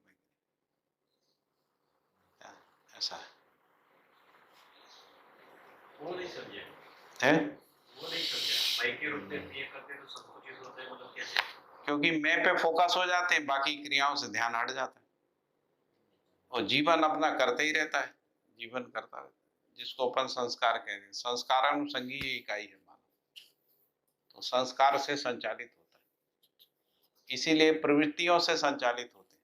मूल रूप से मानव में मानव जागृत प्रवृत्तियों से, मानवीय प्रवृत्तियों से संचालित होता है। मानवीय क्रियाकलाप, अमानवीय क्रियाकलाप अमानवीय प्रवृत्तियों से संचालित होता है। अमानवीय प्रवृत्तियों में संग्रह है, अपना द्वेष है, और भय है, अहंकार है, और क्या है? संग्रह, 5 भूल गए। अविद्या है, विद्या, अविद्या, संग्रह, अविद्या और द्वेष, भय और अहंकार, ये 5 अमानवीय प्रवृत्ति। ये 5 अमानवीय प्रवृत्तियां सभी प्रकार के क्रियाकलाप को चलाती रहती। प्रवृत्तियां जो है भ्रमित चित्रण से प्रवृत्तियां बनती, प्रवृत्तियां वृत्ति में आ जाती, वृत्ति में प्रवृत्तियां बन जाती। प्रवृत्ति मतलब एक विशेष प्रकार की वृत्ति बन गई, विचार की, है ना, उसी प्रवृत्ति से आप चलते रहते। जैसे कोई आदमी कामी है तो काम से चलता रहता है, लोभी है लोभ से चलता है, क्रोधी है क्रोध से चलता रहता है, क्रोधी चलता रहता है। तो जो प्रवृत्तियां हैं, है ना, संग्रह की प्रवृत्ति तो संग्रह ही करता रहता है, द्वेष की प्रवृत्ति तो द्वेष ही बना रहता है, 24 घंटे द्वेष से चलता रहता है। तो अमानवीयता में अमानवीय प्रवृत्ति है, मानवीय क्रियाकलाप को चलाती है।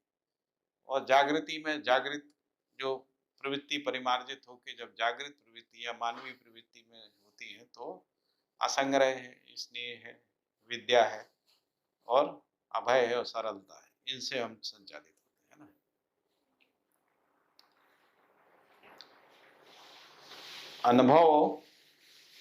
अनुभव की रोशनी में मानवीय प्रवृत्तियां जो है वो वृत्ति में बन जाती, और उन प्रवृत्तियों से हमारा क्रियाकलाप चलता रहता है।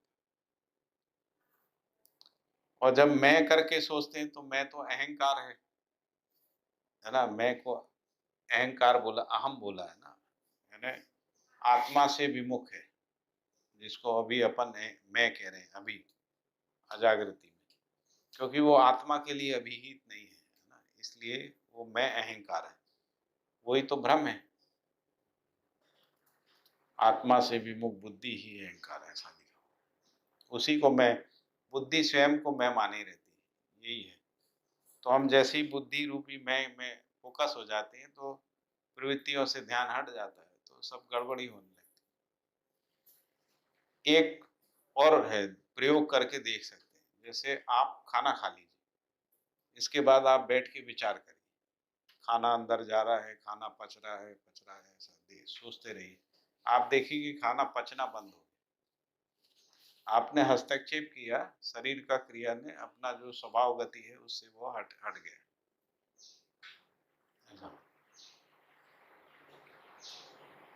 करके देखिए। आप खाना खाने के बाद केवल पेट का ध्यान करिए, पेट का ध्यान करिए, है ना, खाना रखा हुआ है, आप देखेंगे खाना पच ही नहीं रहा। मेडिटेशन में श्वास के ऊपर कंसंट्रेशन करते हैं, अंदर जा रहा है बाहर आ रहा है ऑब्जर्व करते हैं, हाँ, क्या वो बंद हो जाएगा? नैसर्गिक श्वास जो है ना वो उसमें हस्तक्षेप हो जाता है। नैसर्गिक श्वास लेने की जो प्रवृत्ति है, श्वास अंदर जा रहा है बाहर जा रहा है, इसको देखने की क्या जरूरत है, क्रिया चल रहा है।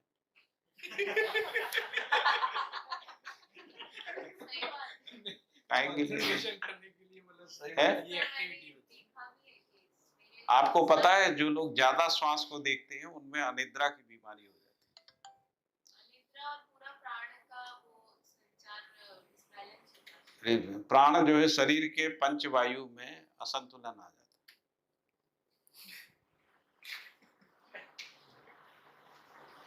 नहीं है।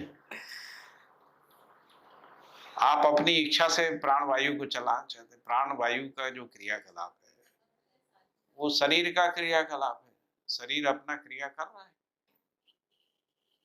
तो जो लोग बहुत ज्यादा विपස්සना करते हैं उनको अनिद्रा हो जाती है, नींद नहीं आती 24 घंटे, फिर देखने सांस ही दिखती रहती है ना, 24 घंटे सांस दिखने कान से सोओगे का, ज्यादा दिन सोओगे नहीं, परेशान हो जाओगे, हैं? डर नहीं रहता, अभ्यास हो गया ना आपका, अभ्यास। आप सांस को छोड़ दीजिए, आप नाक पे ध्यान करिए, नाक पे लगातार ध्यान करते रहिए, फिर आप सो नहीं पाओगे, क्योंकि सोओगे तो नाक से ध्यान हट जाएगा, सोओगे कैसे? तो सोने की क्रिया, आप कहीं भी ध्यान करिए, आप जैसे कान पे ध्यान करिए, आप देखेंगे आपकी सांस गहरी हो गई, कान पे ध्यान कर रहे हैं, सांस गहरी हो, है ना। आप किसी शरीर के किसी भी अंग पे ध्यान करिए, है ना, जैसे ही आप उस अंग पे ध्यान करेंगे आपका सांस डीप हो जाएगा। तो जो शरीर का जो स्वभावगत जो क्रियाकलाप है उसको हस्तक्षेप नहीं करना। क्यों हस्तक्षेप करना? चल रहा है। जैसे मल निष्कासन है, आप ध्यान पूर्वक मल निष्कासन करेंगे, आपको कब्ज हो जाएगा और बीमारी हो जाएगी, है ना। सहज क्रिया है। उस पर कंसंट्रेट करेंगे तो वो प्रॉब्लम। मैंने कहा कि आप उस पर ध्यान देंगे, ज्यादा ध्यान देंगे, है ना, ज्यादा ध्यान देंगे तो वो क्रिया जो है डिस्टर्ब हो जाएगी। कैसे डिस्टर्ब, कैसे? कुछ नहीं करना, आप करने दो, शरीर का जो जैसे पच रहा है पचने दीजिए। नहीं, हाँ ठीक जो है। सीक्रेशन हो रहे हैं, हाँ वो तो ठीक है, लेकिन आप अगर अपनी ध्यान इच्छा दे- से सीक्रेशन कराओगे, पेंक्रियास से कहोगे सीक्रेशन करो। नहीं वैसे थोड़ी होएगा। नहीं लेकिन सिर्फ ध्यान देते हैं, हैं? ध्यान मतलब सिर्फ ध्यान देते हैं कि चलो अंदर हो रहा है कोई वो क्रिया। हस्तक्षेप आ गया ना मन का, जीवन का हस्तक्षेप शरीर पे होने लगा। जीवन का जो हस्तक्षेप है ना, ध्यान क्या करता है, ध्यान जो अटेंशन होता है वही एनर्जी फ्लो होती है। Wherever the attention goes energy flows, ऐसा ऐसा एक सूत्र है। तो जहां आपका अटेंशन जाएगा वहां एनर्जी बहेगी। अभी वो एनर्जी पूरे में सामतः फैल रही है, आपने उसको एक जगह फोकस कर दिया है ना, तो वो डिस्टर्ब हो जाएगी, अटेंशन जहां जाएगी। भैया उसमें 4.5 जैसे मिलियन आप आंख से देख रहे हो, अभी कर लो 2 मिनट में आपको बता दूं। आप आंख से देख रहे हैं, सुबह से देख रहे हैं, अभी दोपहर शाम होने को आ गई है ना, आपको आंख कैसे देख रही है पता भी नहीं। अभी थोड़ा आंख का ध्यान करिए, फिर देखिए 2-3 मिनट में आपको जो है दर्द होने लगेगा, परेशानी होने लगेगी। कोशिश करिए, थोड़ा सा आंख के ऊपर ध्यान रखिए देखते समय। आपको कुछ इरिटेशन आएगा, कुछ लगेगा लिक्विड कम हो गया है, कुछ हो गया, ड्राइनेस हो गई है, हो गया है, कुछ असहज हो जाएगी। भैया वैसे तो हम 4.5 क्रिया अभी चल रही है, वो तो हमें पता नहीं चलता, पर उसके ऊपर की क्रिया में जब जाना होता है तो उस टाइम तो हमें ध्यान रखना पड़ता है ना पहले तो, कि हमारे में कौन सा चित्रण चल रहा है। शरीर पे ध्यान नहीं रखना, श्वास पे ध्यान से बात, शरीर पे जीवन के क्रिया, जीवन क्रिया की बात कर रहे हैं। ओके, तो उसमें ध्यान रखते हैं तो उससे कोई प्रॉब्लम नहीं है। जीवन जीवन पे ध्यान रख रहा है ना, शरीर की क्रिया में हस्तक्षेप नहीं करना, प्रकृति का क्रिया में हस्तक्षेप नहीं करना। मानव ने जहां भी, नदी जैसे बह रही थी, आपने उसका दिशा बदल दिया, वो समस्या हो जाएगी। वायु बह रही थी, आपने कहा कि हमारे कंट्रोल में चलेगी, समस्या होगी। ग्राउंड वाटर बह रहा था, है ना, व्यवस्था के अंतर्गत, आपने उसको हस्तक्षेप करके निकालना, ग्राउंड वाटर निकल गया, लेकिन समस्या आ गई, जमीन में ड्राइनेस बढ़ गया, वनस्पतियां सूख गई, डिफॉरेस्टेशन होने लगा, है ना, जमीन की नमी सूखने से रिवाइंस बनने लगे, ये सब हो गया। बहुत सारी समस्याएं हुई, जो गर्मी बढ़ गई, क्योंकि वो जो ग्राउंड वाटर था वो ठंडी बनाए रखता था, जमीन के नीचे की ऊष्मा को भी रोकता था, ऊपर की ऊष्मा को भी ठंडा करता था, दोनों काम वो नहीं हो रहा। तो हस्तक्षेप नहीं करें, जो नेचर उसको पहचान के उसके साथ जी, उस तरीके से लाइफ स्टाइल को डिजाइन करना पड़ेगा। भैया उसको सिर्फ ध्यान में देखेंगे ही, उसमें हस्तक्षेप का वो एक्शन नहीं रहेगा तो उसमें तो प्रॉब्लम नहीं आएगी ना। हस्तक्षेप हो ही जाता है, मैं आपको ध्यान से देखने लगूं, हस्तक्षेप हो जाएगा, नहीं होगा। जैसे जैसे कि हम वनस्पति ये सब है, उसको अभी जो देखते हैं उगाते हैं वो सब होता है, तो उससे हस्तक्षेप थोड़ा होगा। हाँ, तो मैं केवल हस्तक्षेप वाले हिस्से को बोल रहा हूँ। नहीं, मैं वही बोल रहा हूँ हाँ, कि वो इंटरफियरेंस नहीं सहजता से जैसे देखते यदि हैं, नियम के साथ उत्पादन करते हैं तो हस्तक्षेप नहीं है, नियम विरुद्ध करते हैं तो हस्तक्षेप। तो मैं वही उसको सिर्फ थोड़ा वो समझना चाहता हूँ कि मैं अभी मेरी जो अंदर क्रिया चल रही है, पाचन क्रिया, उसको सहजता से मैं शरीर की देख रहा क्रिया हूँ। चल रही है, हाँ, मीन्स मेरी वही शरीर शरीर का की, क्रिया चल रहा है, हाँ, तो उसको मैं शरीर देख रहा हूँ, देख तो उससे आई थिंक मैं ऐसा समझता हूँ कि उससे हस्तक्षेप नहीं हो रहा है। हाँ, देखना ही हस्तक्षेप है। तो देखता तो हम अभी जैसे कोई कि अभी बच्चा प्रकृति की, खेल रहा है, हाँ, बच्चा खेल रहा, आप उसको देखने लगी, वो असहज हो जाता है, उसको नेचुरल तरीके से उसको खेलने दीजिए, जैसा भी खेल रहा है।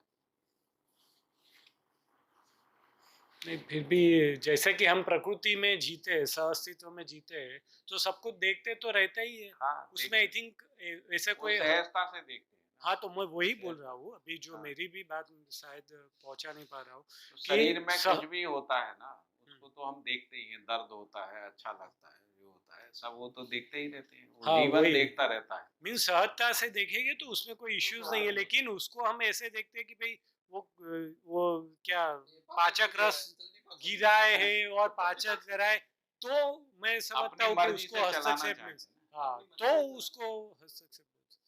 सहज देखने में प्रॉब्लम नहीं है, लेकिन कि वो पिज्जा प्रशांत खाया का भी और क्वेश्चन था और मुझे भी वो था कि अच्छा वो उसको सहजता से देखते हैं, तो आई थिंक उसमें कोई इश्यू नहीं आना चाहिए। वो श्वास के ऊपर से बात चली थी, यदि आप श्वास को देखते रहेंगे तो श्वास का जो सहज क्रिया है वो चेंज हो जाएगा, या तो गहरा हो जाएगा या कम हो जाएगा, दोनों स्थितियां हो सकती है ना। देखते रहने से गहरा होने की संभावना ज्यादा है। डीप ब्रीदिंग जिसको कह रहे हैं, डीप ब्रीदिंग एक सीमा तक फायदा करती है ना, एक सीमा के बाद नहीं करती। मैंने ये कहा कि यदि उसको आप लगातार देखते रहेंगे तो नींद नहीं आएगी, अनिद्रा हो जाती है। विपश्यना के लोगों से आप पूछ सकते हैं, हाँ जितने मीन्स लोग विपश्यना अभी के साधक लेकिन हैं, उसमें गहरे साधक हैं, उनका सोना बंद हो जाता है, अनिद्रा का बीमारी हो जाती है। ऐसा अभी है। उनका फोकस या वो ध्यान उस पे कंटिन्यूअस वो बनाते रहते हैं इसलिए।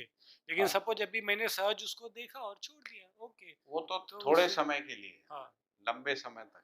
हाँ, तो वो तो कोई भी जैसे मैंने कहा ना, आँख को आप देखते समय आँख पे फोकस कर लीजिए, आपको इरिटेशन होगा आँख में। अभी हमको पता ही नहीं चलता है, जो भी आँख का क्रिया चल रहा है, हम देखने के क्रिया पे ध्यान रहता है, देखने का क्रिया तो सहज चलता है। जैसे अभी आप अपने दांत पे फोकस करिए, कोई ना कोई दांत दर्द कर रहा होगा, ऐसा लगेगा। जैसे आप फोकस करें, अभी दर्द पे ध्यान नहीं है, क्योंकि जीवन उस दर्द के संकेत को ग्रहण नहीं करना चाहता। आपने फोकस कर लिया तो कहता लो भाई यही संकेत है।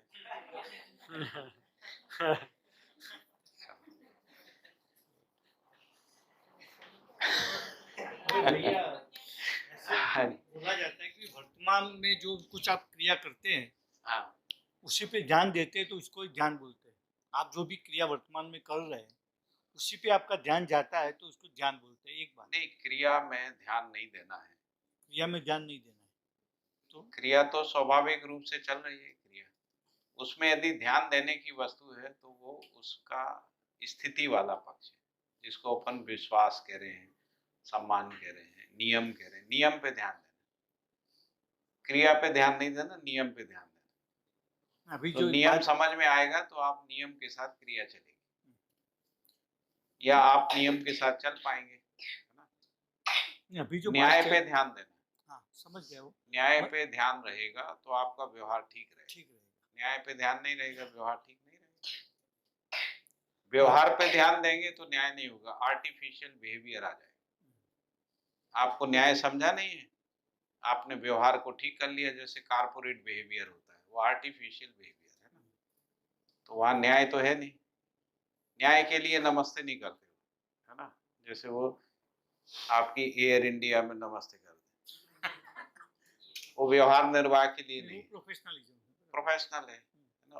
तो वहाँ न्याय नहीं है ना, नहीं, वहाँ पे सत्कार भी नहीं है, वो प्रोफेशनल है, वो आर्टिफिशियल बिहेवियर है। आर्टिफिशियल बिहेवियर दोनों को थका देता है, जो कर रहा है वो भी थक रहा है और जो ग्रहण करता है वो भी थकता है। उसको पता ही है कि ये सब नौटंकी है। सही बात है। और एक दूसरी बात है कि आपने बोला कि कोई चीज करते हैं इस पे ध्यान जाता है तो उसमें गड़बड़ आती है। हाँ, मगर खाते हैं हम, अगर खाना खाने के वक्त इसमें ध्यान रहता है तो आप कम खाते हैं, लिमिट में खाते हैं। अब खाना खाते हुए आप टीवी देखते हैं या बातें करते हैं तो आपका जो जरूरत से ज्यादा खा लेते हैं, तो वो हाँ। ध्यान करना, तो खाने पे ध्यान दिया तो अच्छी बात हो गई ना। देख लीजिए, आप खाते समय खाने पे ज्यादा ध्यान देंगे तो खाना पचेगा नहीं। वो पचने वाली बात पता नहीं, मगर खाना कम आप खाते हैं। देख करके देख लीजिए, बहुत सरल है, 2-3 दिन करके देख लीजिए, आपका पेट गड़बड़ हो जाएगा। कर जो स्वाभाविक रूप से भूख लग रही है, आप खाना खा रहे हैं, खाना पच रहा है स्वाभाविक रूप से। ध्यान देखिए, शरीर में आपका ध्यान जाता ही तब है जब शरीर में कोई रोग होता है, नहीं तो शरीर का ध्यान ही नहीं रहता। मतलब इतना अद्भुत से अस्तित्व है इसका, जीवन और शरीर का, कि जीवन को शरीर, स्वस्थ शरीर जीवन को अपना संकेत भेजता ही नहीं है। मतलब आपको पता ही नहीं रहता है, जीवन उसको संकेत को ग्रहण ही नहीं करता। केवल जब शरीर में कोई डिस्टरबेंस होता, पेट दर्द हुआ, कान दर्द हुआ, आंख दर्द हुआ, ये हुआ, रोग हुआ, बुखार हुआ, तब संकेत जाता है।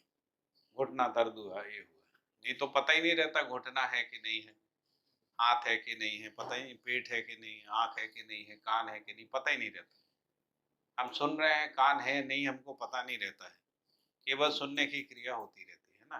कान पे ध्यान दीजिए, आप कान पे ध्यान देते हुए सुनिए, थोड़ी देर में कान में दर्द होने लगे, क्योंकि हर क्रिया में कोई ना कोई श्रम होता ही है। उस श्रम के कारण से जो पीड़ा होती है वो रहती ही है।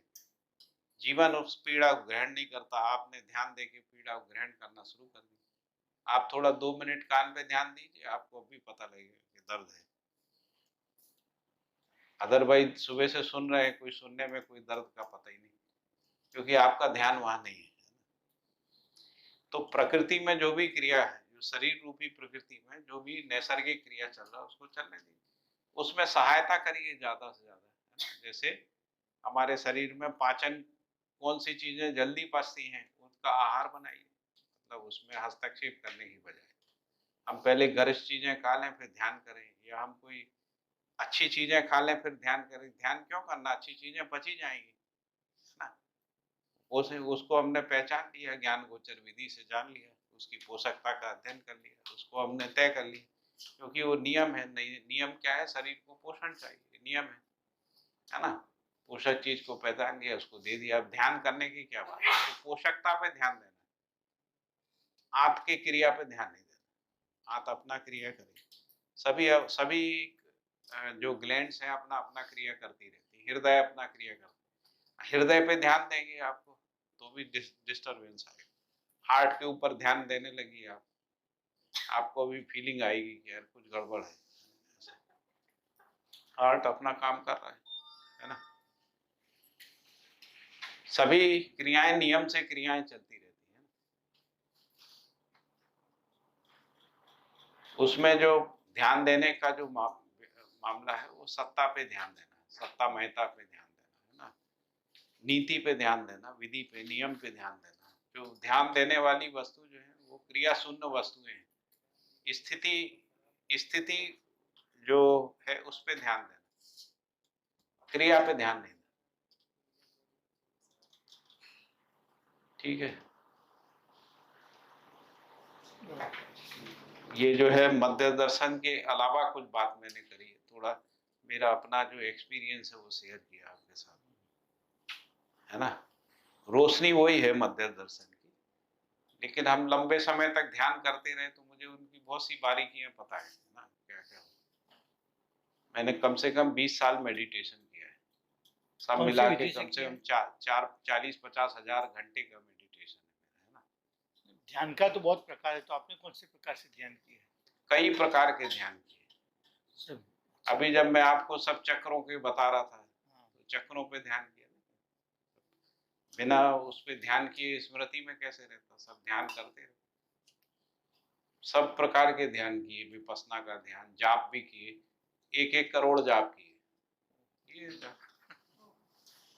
है ना।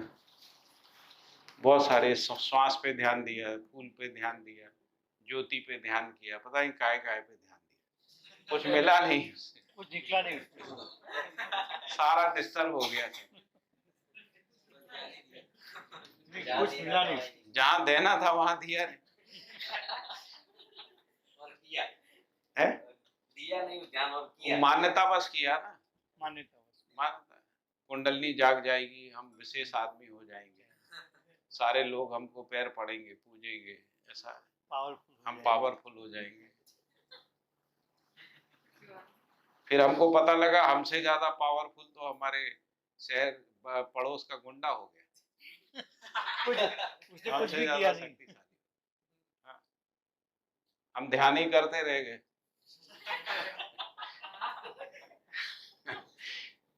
ऐसा हो,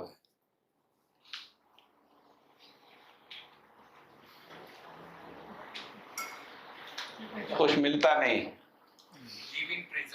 हमसे ज्यादा ध्यान करने वाले लोगों को भी मैंने जब आत्मीय क्षणों में बात की है उनको दुखी ही पाया है। इससे ज्यादा मैं और बोल नहीं सकता। बोलो आजी बोलो। हाँ। बोलो घबराओ नहीं, बोलो।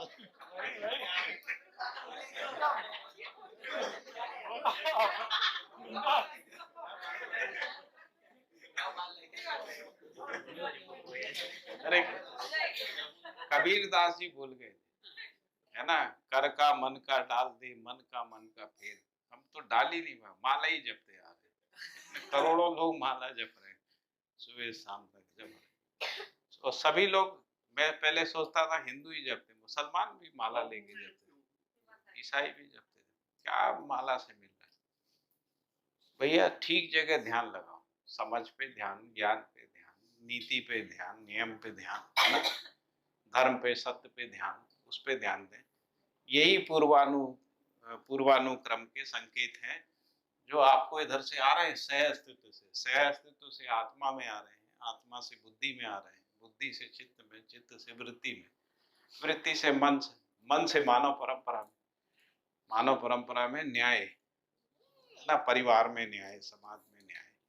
ये पूर्वानुक्रम के जो संकेत हैं उस पर ध्यान करना, वही ध्यान है, बाकी सब ध्यान नहीं है, बाकी सब बेकार है।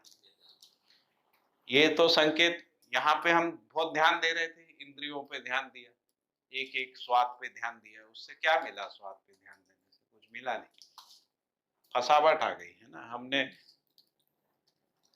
बहुत सारे स्वरों पे ध्यान दिया, इतना सारा स्वर का संसार खड़ा कर दिया, है ना। आप देखिए जो गाना बनाता है, गाता है ना, जिसके गाने को सुन के हमको मन शांत हो जाता है ना, उसका मन कैसा रहता है आप देखिए, पूछिए जो गीतकार है, शांति को, शांति मिली क्या? नहीं मिलती। इंद्रिय सुख में कोई शांति नहीं है ना, एकदम मन को भासता है कि शांत हो गया, होता नहीं है, क्षणिक होता है, टेम्परेरी होता है। जैसे हम लोगों को रेलगाड़ी में चलना, यदि घूमने के लिए जाना है तो रेलगाड़ी में चलना अच्छा लगता है, और टीसी को पूछो आप, वो तो बेचारा कोशिश ही करता रहता है किस दिन छुट्टी हो जाए, हाँ। तो वैसे ही जो बेचारा आपके लिए गा रहा है उसकी क्या हाल हो रहा होगा, आपको तो राहत मिल रहा है, उसके लिए तो पीड़ा है। जो भी लोग आर्ट में गए हैं ना, सब परेशान, दुखी, फ्रस्ट्रेट, लोग नशा करने लगते हैं, इसीलिए फ्रस्ट्रेशन हो जाता है। मतलब वो आप आर्टिस्ट में मतलब वो गाना कंसिडर कर लो या तो फिर कुछ भी कंसिडर कर लो, जो आर्ट में एकदम डेप्थ में चले गए ना, उसका वो मूल नशा कारण करते यही है ना, रुचि मूलक आस्वादन है।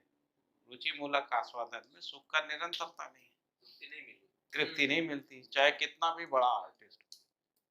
आपने सही कहा, 90% से ज्यादा लोग ड्रग एडिक्ट हो जाते, नशा करते, कभी भी हो जाते, कभी रुचियों को गाते हैं, उसमें भी सुख मिलता नहीं, तो ज्यादातर कभी जो है वो नशे में रहते, नशे में ही कविता निकलती है।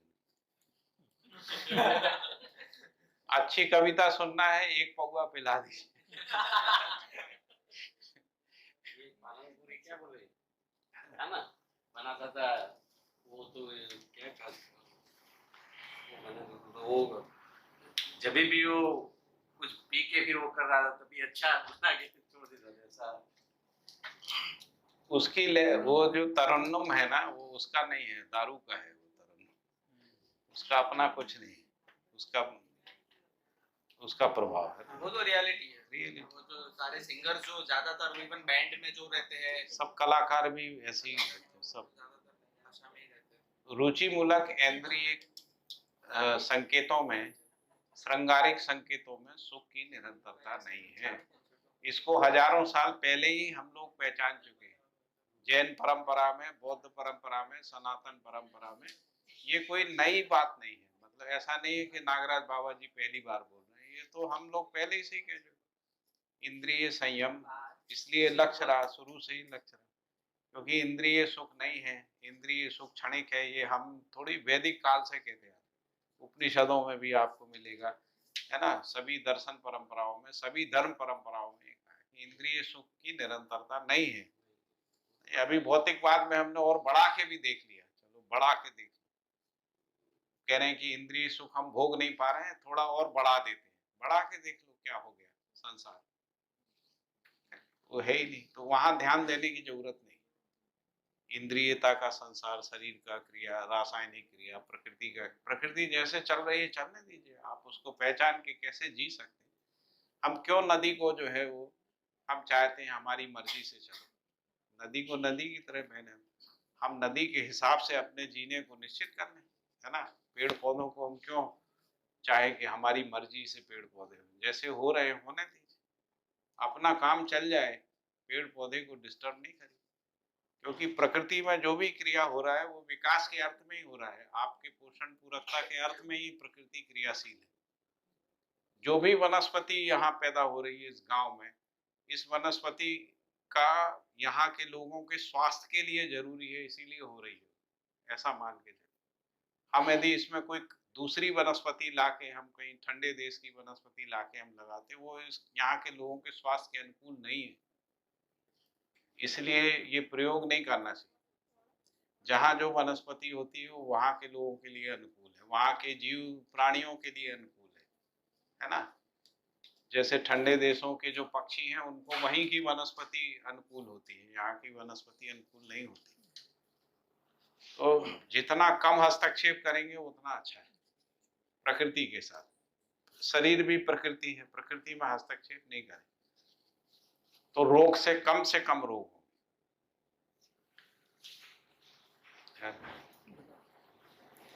इसलिए जो है ये इतनी सारी बातें करी हैं। भैया अभी हस्तक्षेप करके डैम नहीं बना, तो मतलब इतनी सारी पॉपुलैरिटी में कैसे सर्वाइव हो पाएगी? डैम मतलब जमीन में से पानी नहीं निकाल भाई पहले हमने ह्यूमन सिविलाइजेशन में हस्तक्षेप कर लिया है ना, फिर डैम में हस्तक्षेप किया, नदी में हस्तक्षेप किया। करेंगे नहीं तो भाई जैसे हमने शहर बसा लिया, अब जैसे दिल्ली जैसा शहर 2.5 करोड़ लोग रहते हैं, अब 2.5 करोड़ लोगों को पानी कहाँ से आए, नदी नहीं कर सकते, तो हमने डैम बना लिया। तो पहले भीड़ इकट्ठी की, एक समस्या पैदा की, फिर भीड़ इकट्ठी करने पानी इकट्ठा किया, दूसरी समस्या पैदा की, उससे भूकंप आने लगे। जो भी उत्तर भारत में भूकंप आ रहे हैं वो डैम बनाने से ही आ रहे हैं, ऐसा वैज्ञानिक लोग ही कह रहे हैं, है ना।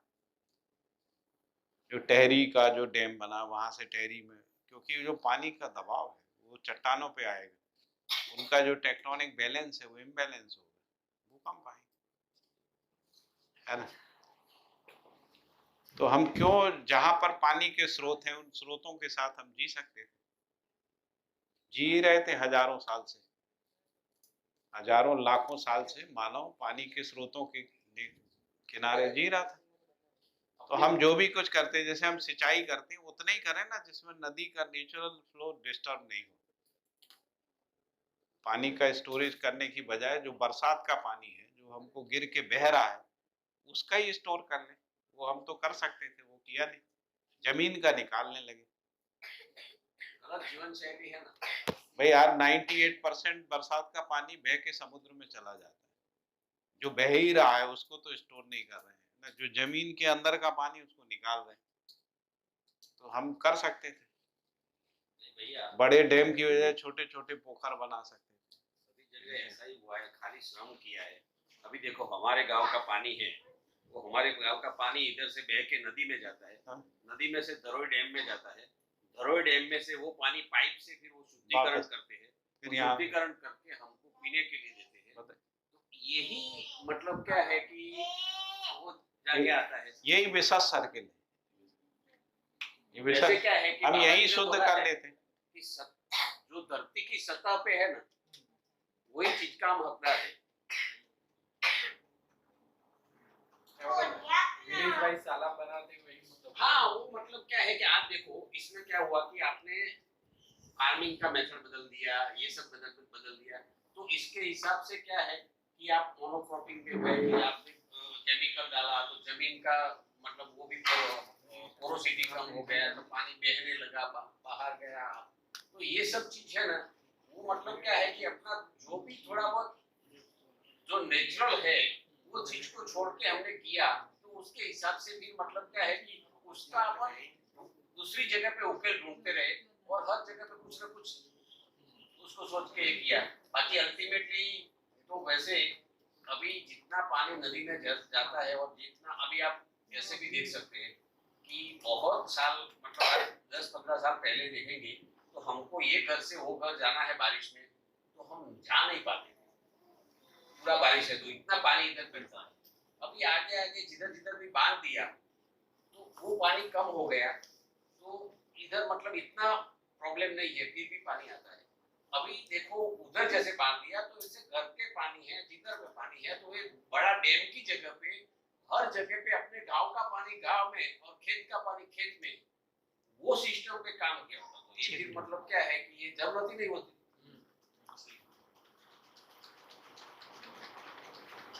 आज ये हैंडपंप से इधर यही घर पे और इधर कोटासना में हर घर पे हैंडपंप था, बराबर हैंडपंप से पानी निकालते। जैसे पावर आया, इजी मोटर बन गया तो निकालना इजी हो गया, खाली स्विच पड़ो और नीचे से पानी निकलता है। 300 400 500 1000 फीट से अपन पानी निकालते गए। वाटर टेबल नीचे जा रहा है, वाटर टेबल नीचे जाएगा, वनस्पति सरवाइव नहीं कर पाएगी। तो इकोसिस्टम पूरा है ना, अस्तित्व सहअस्तित्व है, सहअस्तित्व में सबके पोषण का व्यवस्था है। अभी हमने अब आपने उनका पोषण छीन लिया, अपना पोषण ज्यादा कर रहे, ठीक है, तो पेड़ पौधे कम होने लगे, जीव जानवर कम होने लगे, उससे रोग पैदा हो रहे हैं, उससे समस्याएं पैदा हो रही हैं बहुत सारी, वो अल्टीमेटली आपको ही प्रभावित। पेड़ कम हो या ज्यादा हो, पेड़ को क्या फर्क पड़ता है, आदमी को ही फर्क पड़ता है ना, ये जीव संसार को फर्क पड़ेगा। जीव संसार में भी दुख नहीं होता है। फार्मिंग में भी आप देखो तो वीड करके पूरा जमीन खुला करते हैं, और जमीन खुला होता है इसके हिसाब से पानी आता है और पानी बह जाता है। अभी समझो कि जो नेचुरल मेथड से फार्मिंग करते हैं तो आपके खेत में इतने पौधे और इतनी चीज होती है, उससे पानी भर के बाहर जाता है कि अंदर से पानी को बाहर जाना मुश्किल होता है। तो पानी, बहुत सा पानी अंदर होता है। अभी देखो ये जो अपना अर्थवॉर्म वगैरह जो भी है, तो केमिकल डालने से अर्थवॉर्म खलास हो गए। अर्थवॉर्म खलास हो गए तो जमीन में 8 से 10 फुट वो ऊपर नीचे होते हैं अर्थवॉर्म। तो 8-10 फुट जमीन का पोरोसिटी कितना बड़ा हो जाता है। तो ये पोरोसिटी के हिसाब से पानी कितना अंदर जाएगा। आपके खेत में से मतलब आप केमिकल डालना बंद करो, आप मतलब 1 साल 2 साल 3 साल के बाद आपके खेत में से पानी ही बाहर नहीं जाएगा। ये सिचुएशन आती है, इतनी पोरोसिटी बढ़ती है जमीन में। तो ये सब वहां तो इतनी हार्ड हो गई, यूरिया और ये सब डाल के जमीन कड़ी हो गई, एकदम पत्थर जैसी हो गई, बहुत जगह पत्थर जैसी हो गई। आप लोग भी खेती करते हो, अपने यहाँ भी कई लोगों ने रसायन डाल के पत्थर जैसा कर दिया। नहीं तो आसानी से गाय बैल से आसानी से जोत जाते थे, अभी ट्रैक्टर से जोतना भी ठीक नहीं हो पा रहा। यार थोड़ा लेट हो गया, थोड़ा अपन 6-6:15 बजे थोड़ा पे करेंगे। तो इधर पास में ही है अपना नेचुरल फार्मिंग का, देख के आएंगे। अपन साथ में जाएंगे सब, ठीक है, देखेंगे, बिल्कुल पास में ही है। या सुबह भी जा सकते हैं 7-8 बजे।